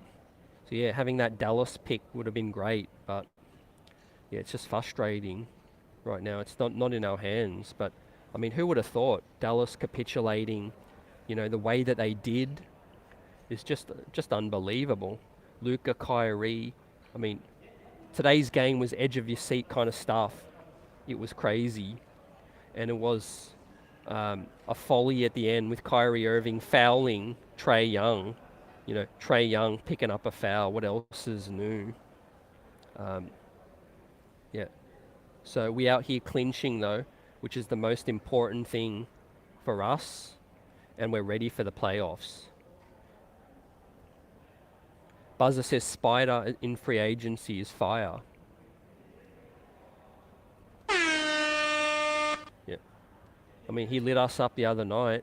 I said to EJ on the last show, I'm all for signing talent as a free agent as opposed to trades. If we are going to trade, we need to trade smart, like an OG Anunoby, those kind of trades. We'll do a show in the summer, you know, once the playoffs have finished. Hopefully it's a long, long time away. Hopefully it's a deep, deep playoff run. But we'll do a show on, you know, realistic tradable targets for the Knicks to improve, you know, and take that next step. But let's hope we're having a conversation where the playoffs, you know, got us buzzing, and we're talking about keeping RJ, and we're talking about keeping everybody, because we can cause damage. Unlike the Dallas Mavericks, who are in a world of trouble right now. Talk about a world of trouble. Mark Cuban and all of the tough decisions that await. But we talked about what to do in these final 3 games now. I'm all for resting, guys. I don't think Brooklyn's going to win out. The 2.5 game advantage is beautiful right now. We're not going to catch the 4th seed. If nothing else, Tom Thibodeau, please limit the minutes. You know, Jalen Brunson, Got Jalen Brown on my mind. Jalen Brunson with his 39 minutes tonight wasn't necessary. But let's shout out the rest of the squad. You know, I think I'll give Quickly's grade tonight as a B. Thought Quickly was pretty solid. Not as efficient, but was efficient from deep, which was big. 5 assists, 3 steals. So, you know, I could bump that up to a B+. I'll give that a B+. Now, Isaiah Hartenstein, the man who stepped up defensively, almost splitting minutes with Mitchell Robinson. He was 4 of 5, gives us a little bit of extra offense, 8 rebounds, 2 assists, 2 steals, a block, 9 points. But he was a -7 tonight, but giving us that versatility to be able to pass, efficient around the bucket, and defensively has stepped up massively. So shout out to Isaiah. He gets I'll give him a B for tonight. Miles McBride got in 9 minutes, though struggled, 1 of 4, -13. No rebounds, no assists, a steal, no steal, and no blocks. So I'll give Miles a C for tonight. Evan Fournier gets a D+. Didn't do anything in his 7 minutes. And Josh Hart, 26 minutes, was 1 of 4 from the field, but got us 6 rebounds. Again, was all over the place. Chiming in, knows where to be to grab the ball and where to be on the floor, you know, boxing out, hustling, making all the right plays, 3 assists, +4 and 2 points. So not his best game tonight, but with Josh Hart's performance, he gives you everything and more. So I'll give him a B- just because of his effort. Yeah, 007, I'm with you on that. Luka looks so frustrated, and it looks like there's a lot on his plate, fam. There is a lot on his plate. Yep, shout out, Knicks 26 champs. Shout out to CT for keeping the streets buzzing, keeping everyone abreast of all that Knick news. Yeah, the Thunder are well positioned to make that huge trade in the next 18 months. Yep. So are the Orlando Magic. Orlando Magic are super deep. Rookie of the Year, Paolo, Suggs, Cole Anthony. You know, I know they can't get Jonathan Isaac healthy. Maybe we could end up getting a Jonathan Isaac on the cheap, you know, on the bargain bin, because that guy forever seems to come back and then he's out again. Yeah. But Buzzer, if Luka ain't going nowhere, they're definitely going to have to do something quick. I don't know if throwing the bag at Kyrie Irving's going to help, but they actually may have no choice. With that said, they're going to have to do something. Cuban is going to lose Kyrie for nothing, which means Mavs will go into a full rebuild because Luka is as good as gone. The clock's ticking. The clock's definitely ticking. Dirty says if Kyrie leaves for nothing, Mavs will only have the 10th pick and about 25 million cap room. They aren't fixing issues with that. Yeah, I agree. I was actually talking to a Dallas reporter. Dallas covers the Mavs, Mike Basic, the former Major League Baseballer as well. He's been crying out that Tim Hardaway Jr. was such a bad move for them, you know. Cuban paying all that money for Tim Hardaway. Timmy, you know, we love him here. You know, we traded him twice, but yeah, Timmy giving him the bag, trading Dinwiddie and Dorian Finney-Smith, 2 wings. But to me, the ultimate move that started this whole thing was the Kristaps Porzingis move. You can't go in on a star like that and have that flame out. That was the first bad move a Kristaps, Porzingis, and Luka. Yep. Salute JJ. How we doing, man? Grimes Hive coming through the building. Stand up, step up. CT, what's going on? How about those Knicks playing good D? Tom Thibodeau basketball.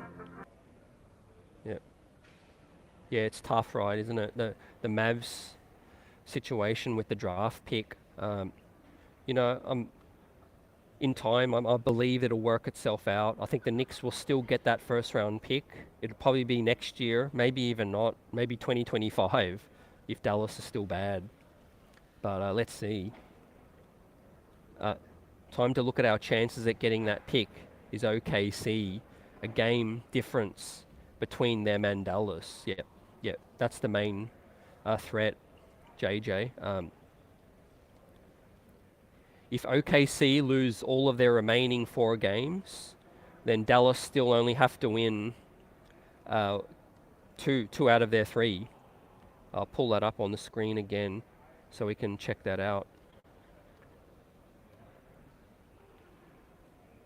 Yeah, so let's say OKC, who do play the Utah Jazz, by the way, but their other 3 games are very difficult. I forget who they are, but they're very difficult.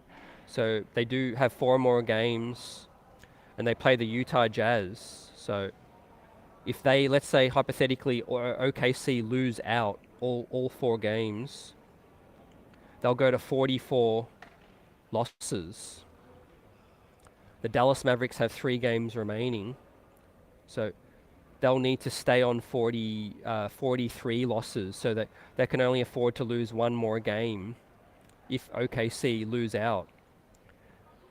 Now, if OKC were to win one of their 4 remaining games, then Dallas has to win all 3 of their remaining games, which is against Sacramento, Chicago, and the Spurs. So, you know, they could definitely beat Chicago. They could definitely beat the Spurs.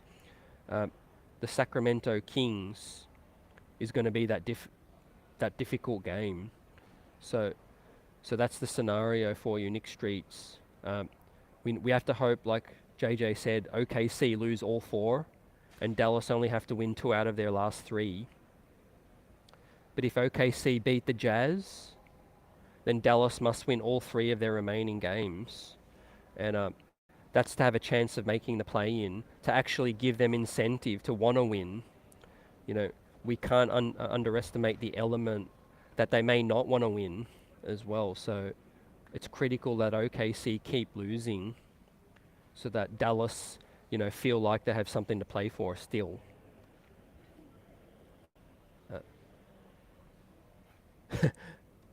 007, man. RJ for Luka. Won't mind fleecing Dallas one more time. Yeah. You're forgetting that, you know, we need to take Frank Ntilikina back for that deal to work. Yeah.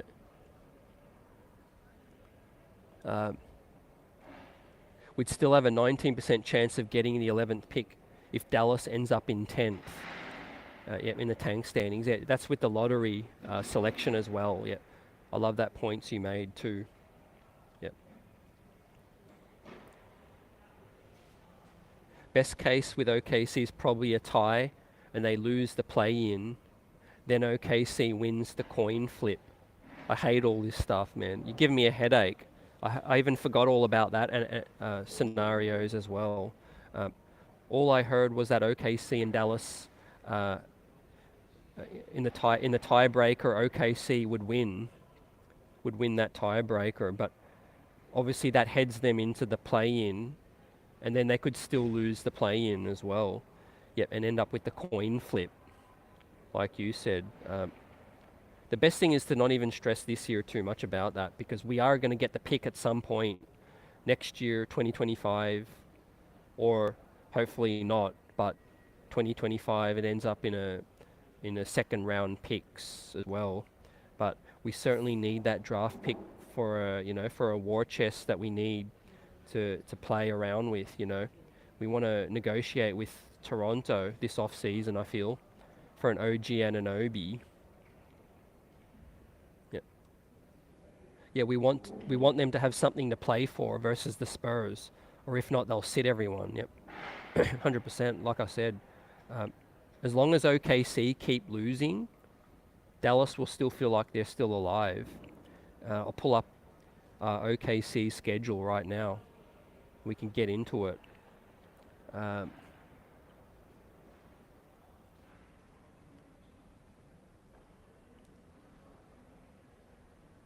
Yep, so we got this here, OKC schedule.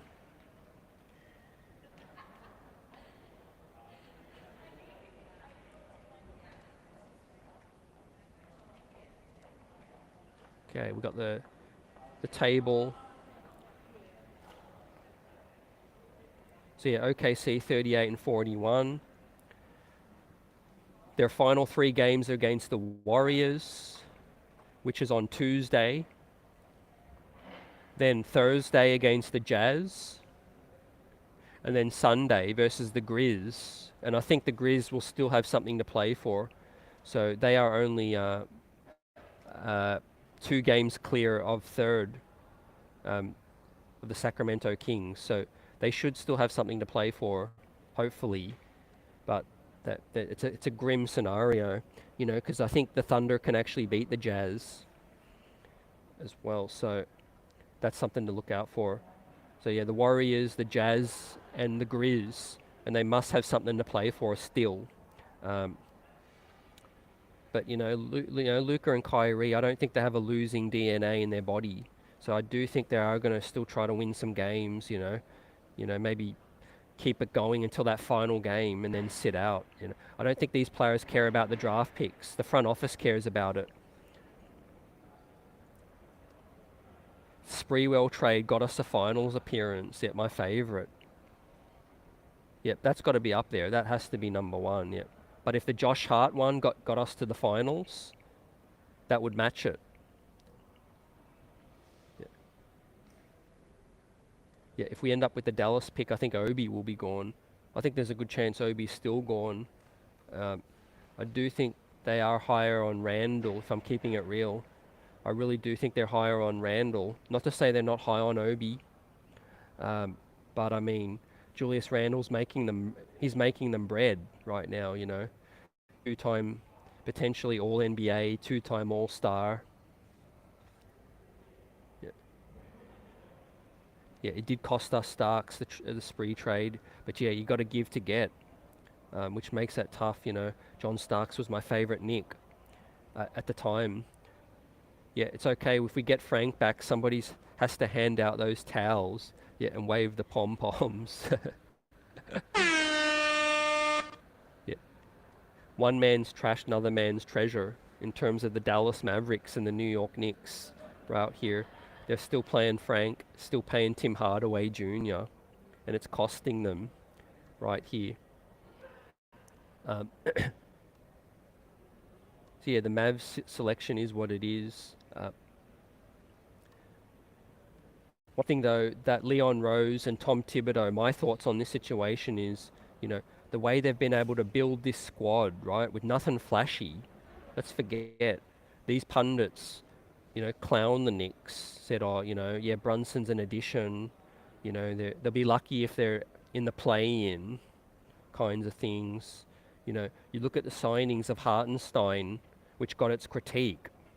You look at signings of Josh Hart. You know, some people didn't want to give up a first-round pick for Josh Hart.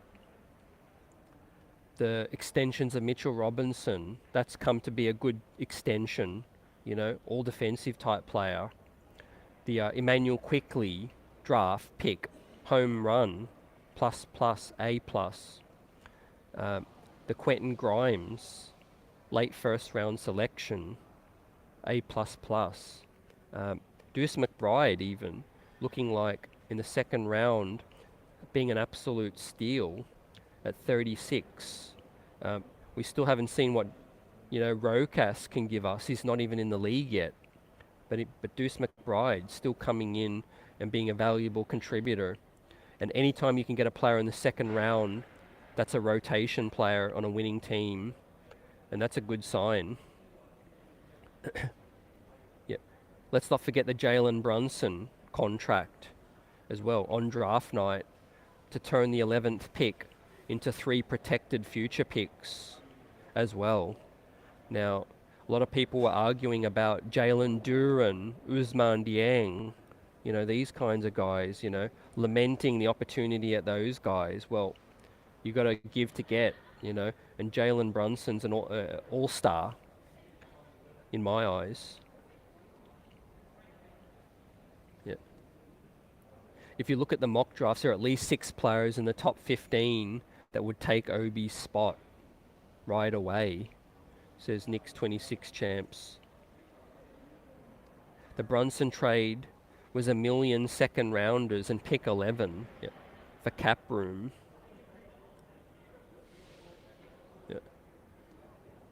JJ says crazy how RJ or been already surpassed by guys like Quick and Grimes.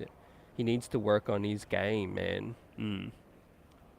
You know what it is too, that not a lot of people mention, but when you could be a star growing up at your age group, but the moment you become 19, 20, 22 years old, the playing field gets leveled out because other guys start peaking, other guys start elevating, So what once you were the top dog in your age class, now everyone's that top dog at 26, 25 years of age kind of thing. So yeah, like you said, you can't be done improving.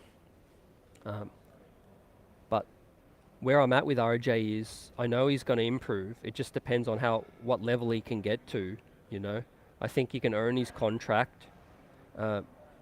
I don't necessarily see his game going backwards. It's just growing slower than what a lot of fans hope. But I keep going back to his mental approach. That's the best thing going for RJ. His mentality. He can have a couple of bad games and he can get with it. And I think let's see in the playoffs, that's going to be invaluable. A guy who's not going to get shook in the moment. He might miss a couple of layups and he'll still have the stones to pull up from deep and hit you a game-winning 3-pointer in a playoff game. That's the kind of RJ Barrett that we need as well. Just, open your eyes, open your vision. Don't get that tunnel vision, but play under control, get into his sweet spots. Let the game come to him. All of those things. Yeah. There is no shame. Definitely being passed by IQ. He's a gym junkie, and he's elite too. Again, another kid that was elite in the youth age groups, growing up, and I think he's just taken that next step with his work ethic too, fam. Yeah, I would love to see a redraft with Quentin Grimes and IQ, like you said, Dirty, and I think that would be those guys being in the top 5.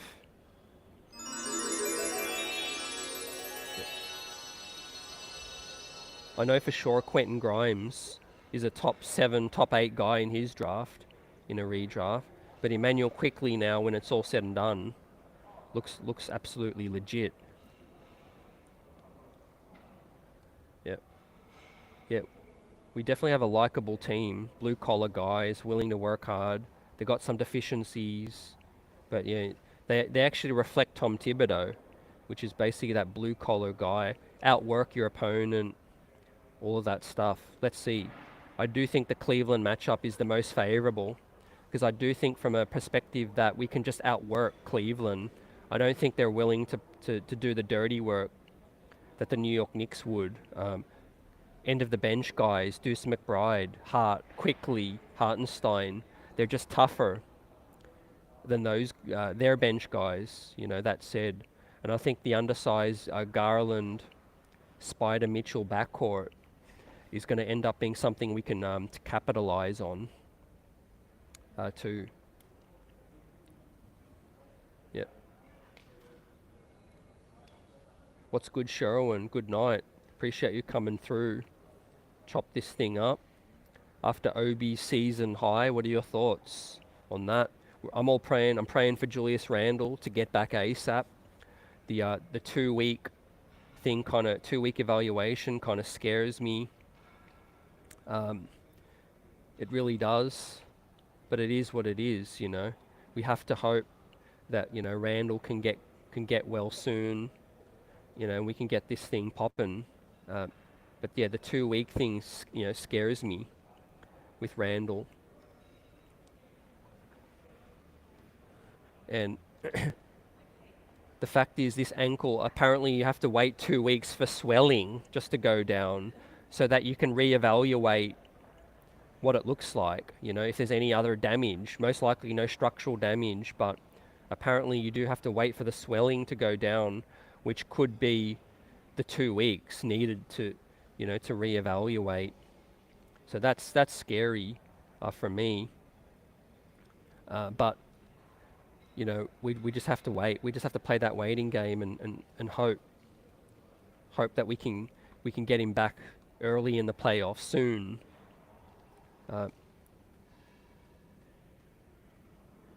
Yep, 2020. Dirty says Edwards, LaMelo, Bane, for Halliburton, maybe then IQ 5. Yeah, look, LaMelo in talent.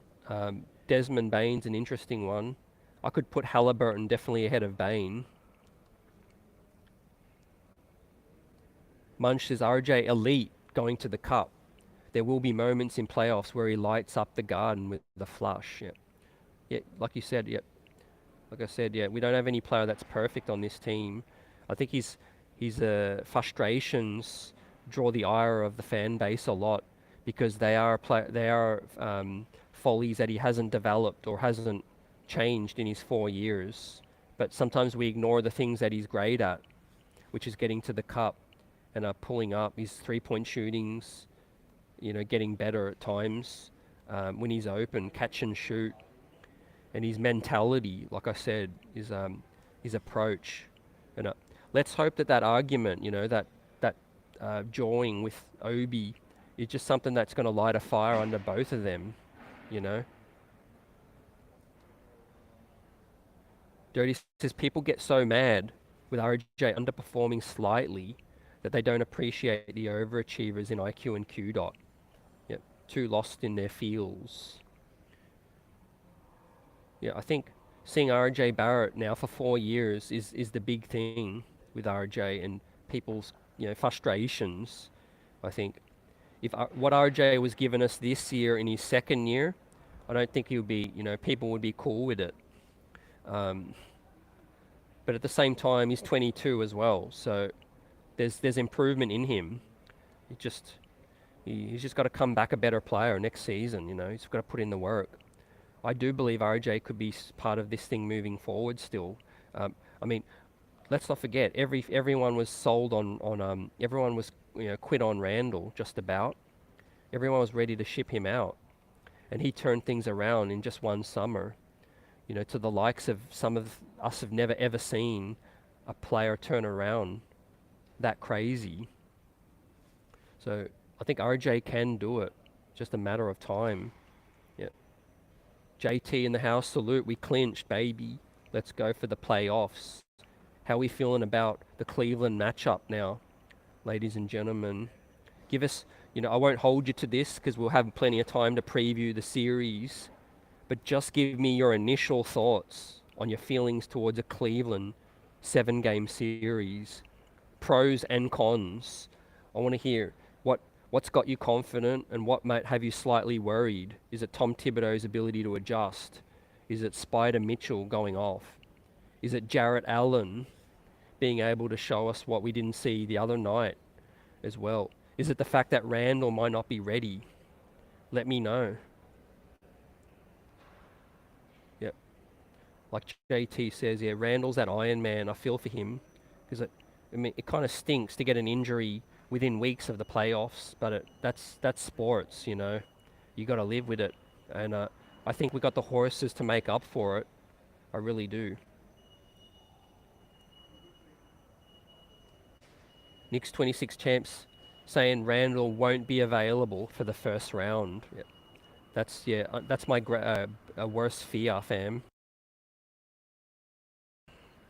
That is my worst fear with that situation. Unfortunately, it's looking dicey by the day because of the swelling, you know. I just thought it was a typical ankle roll, you know, 1 week swelling, 1 week to loosen up, but they know better apparently. So I'm going to hope it's a classic case of they overpromised, so that they underpromised so that they can overdeliver, you know, and they gave us an exaggerated, you know, timeline. Sherwin says 21 draft, redraft, Quentin Grimes goes 8. Yep, I agree. Round about that range. Yep. RJ's game ugly, so people react when something goes wrong with it. Yeah. I think the flexibility. I hope he gets into yoga, Pilates, loosens up a little bit, loses some weight too, you know. I mean, you can reinvent your game as well, you know. Plenty of players have done it. Not saying RJ needs a complete overhaul, but just focus on what you do well and limit what you don't do as well. And I think it'll be all legit. Like I said, 16 points, 8 rebounds, 5 assists. Just give us more consistency. Yeah, amazing win. G Money, salute, playoffs bound, baby. Let's go. CT, what's going on? How about those Knicks playing good D, Tom Thibodeau basketball? Salute, salute, salute. 3 capital S's, you know what I'm saying? And also, the capital S stands for the streets is buzzing. Yep, David, salute. We are like 47-79 playoff seasons. Happy birthday, Knicks. Let's go, David. Yep. I asked everyone in the chat earlier, give us your thoughts on Tom Thibodeau, Leon Rose. It's 2 years out of 3 years. We're headed back to the playoffs now in the 4th and the 5th seeds as well. So against all experts or a lot of pundits' predictions, a lot of all of that situation. Yeah, facts dirty. Yeah, got to get Berman to record one that includes relax. Yep. Yeah, we'll get one going, fam. I got something with Berman, but it's not quite relax. You guys always do a great job. It's the best podcast out there. Don't at me on that. The other podcast. Yeah, that was a little Berman for you there, man. But yeah, we've been through everyone this season. It's been a great season so far, but the best is yet to come. Best believe that, man. We live for the playoffs, right? But so does the intensity goes up. The intensity of the fans, intensity of the pressure, intensity of the podcasts, intensity of the raps, the rhymes, all of that. The intensity of the hate goes up right now. But that's why we love it, baby. Because we don't play this game, we don't watch this game just to watch regular season stuff, you know. So we're back in the playoffs 2 out of 3 years. No one, you know, would have predicted we're facing the Cleveland Cavaliers, most likely. We're better than the Heat. Shout out for that. We're better than the Atlanta Hawks. Shout out for that. We're better than the Toronto Raptors. Shout out for that. Better than the Brooklyn Nets. Shout out for that as well. Now, we got to just execute, you know, learn from, you know, we've had so many learning lessons from this season alone, from, you know, missed free throws to late collapses to late failure to box out, you know, failure to foul up 3. We've had so many different lessons now, and I think we're a better team heading into the playoffs than we were, you know, obviously prior to the Josh Hart trade right now. And it's a whole nother ball game. When the playoffs begin, it's 0-0. It ain't nothing compared to the regular season, right? As far as I'm concerned, if I'm a New York Knicks player, you know, we're not any worse than the Milwaukee Bucks. We're not any worse than the Philadelphia 76ers or the Boston Celtics or the Cleveland Cavaliers.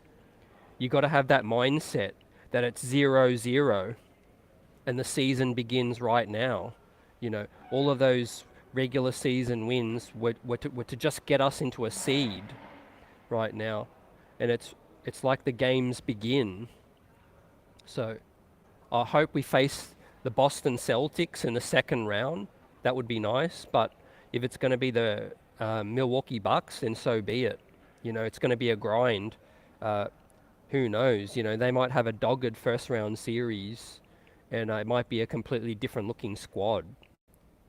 Big task is in the house. Let's go. Yeah. The Heat and the Hawks in the rear view mirror. I like that. I love that. Yep. Moving forward as an organization.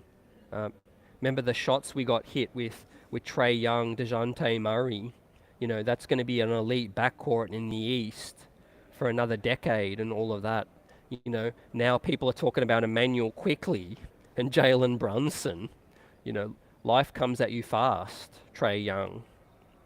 You know, don't let the door hit you on the way out. Yeah. Jarvis LaFleur, salute, let's go. Love chopping this thing up with you, fam, in the streets. The best chat in the biz. Yep. Sherwin says, we were better than Atlanta years ago, and they beat us. Fans, slow down. Yeah. Keeping us in check, Sherwin. You know, we didn't have Mitchell Robinson. I think that was a fairly even series.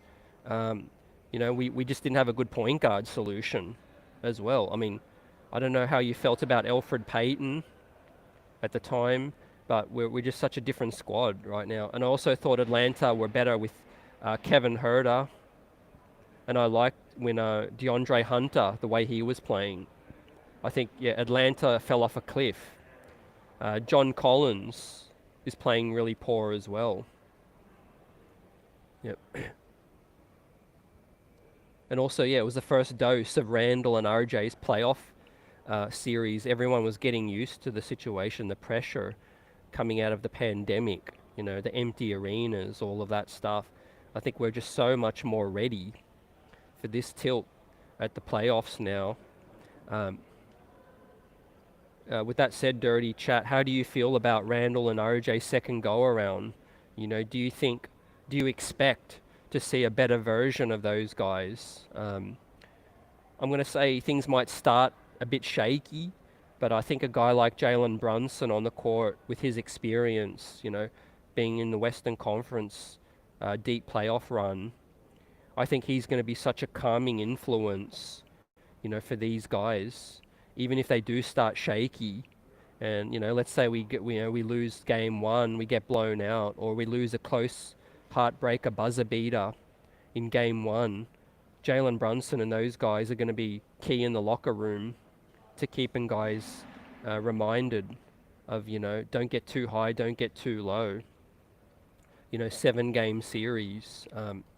Just when your opponent thinks they've got you won is when they're most vulnerable. You know, for example, if Cleveland were to win game one and the headlines start rolling that, you know, it's going to be tough for the Knicks, and then the Knicks come out and win the next two, and then suddenly Cleveland's against the ropes. So you can never get too high, get too low. And I think, yeah, the Knicks just got to stay with it every single game. I think our depth is going to survive. It's going to win us that situation through injury, through foul trouble. We're deep at the center rotation. Jericho Sims hasn't even played since the turn of the year, I think, just about. He's a guy that can come in for rebounds, foul trouble situation. I don't know if Cleveland have that. Deuce McBride can come in. We could go all perimeter defense with Quickley, Grimes, Hart, McBride, if we want, you know, play some swarming defense. You know, it's going to be a great series. It's going to be great. Yeah. Alec Burks. Yeah. Yeah. Knicks all-time point guard, Alec Burks.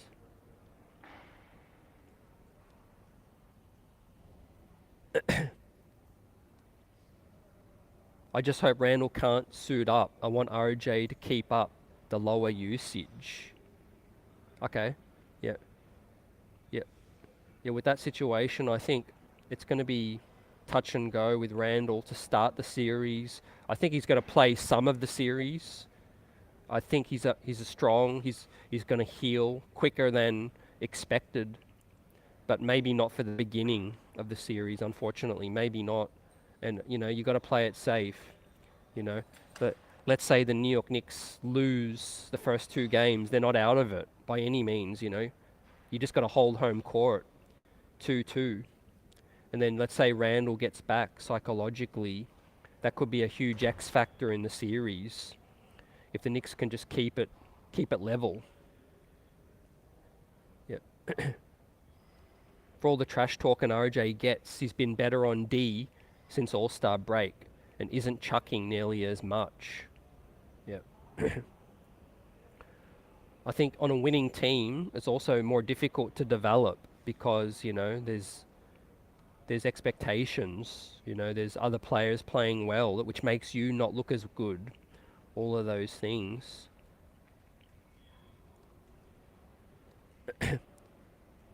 007, Spider is crying himself to sleep, thinking about facing Brunson again. Yeah, it's like that sometimes one guy just has another guy's number. Yeah, 100%. Yep. I think Brunson has a lot of guys' number, man. He's difficult to guard. He's pesky. He's gritty. He's crafty. And I don't think Spider wants none of that. He wants to save all that energy for the offensive side of the ball. And I do think, Brunson's going to wear him down. But it's going to be a fascinating duel, man, back and forth. I think there's definitely going to be a lot of 40 pieces had in that. One thing I will add again with Brunson's X factor is Brunson adds a defensive tenacity that Spider may not have. And that's Brunson's ability to take the charge, get back quickly and put his body on the line and get that call for his team, So, and like I said, I think Julius Randle, let's not forget, he owns John Collins as well, right? He owns real estate in John Collins' head. So, that's going to be a situation where John Collins is on Atlanta. What am I thinking? Evan Mobley with that situation is going to be something where we might have the advantage with, because Cleveland is still a young team. They're young, they're unproven. This is going to be like their sort of first go around, for a lot of dudes.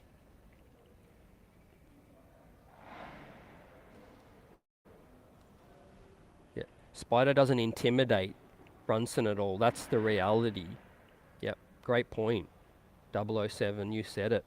I don't think anyone intimidates Brunson. Like, he came here with a clear goal, which is to get this team deep in the playoffs and winning. And I don't think he'll stop at any costs with that.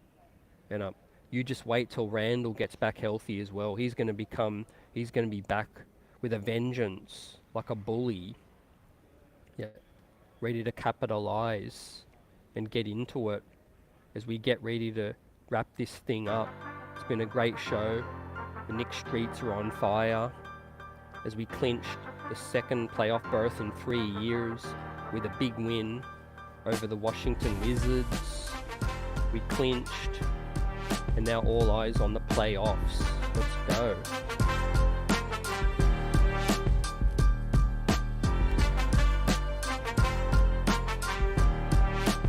Shout out to the whole chat. It's been a great show. Appreciate everyone out here, Knicks Nation, replay gang, diehards, haters, ready to watch this road ahead now into the playoffs as the Dallas selection looms. Can Dallas win out their final 3? Can OKC lose their last 3? But right now, it's looking like the Knicks are going to coast into the playoffs. I predicted 45 wins in the preview. We're now on 46 and rising. Salute to everyone out here. Shout out David. Salute. Let's go. We have a 2-day rest now, and we can take stock of this scene, get healthy, and take on the Cleveland Cavaliers. Let's go, Knicks. Salute, salute, salute. Salute, salute, salute. 3 capital S's, you know what I'm saying? And also, the capital S stands for the streets is buzzing.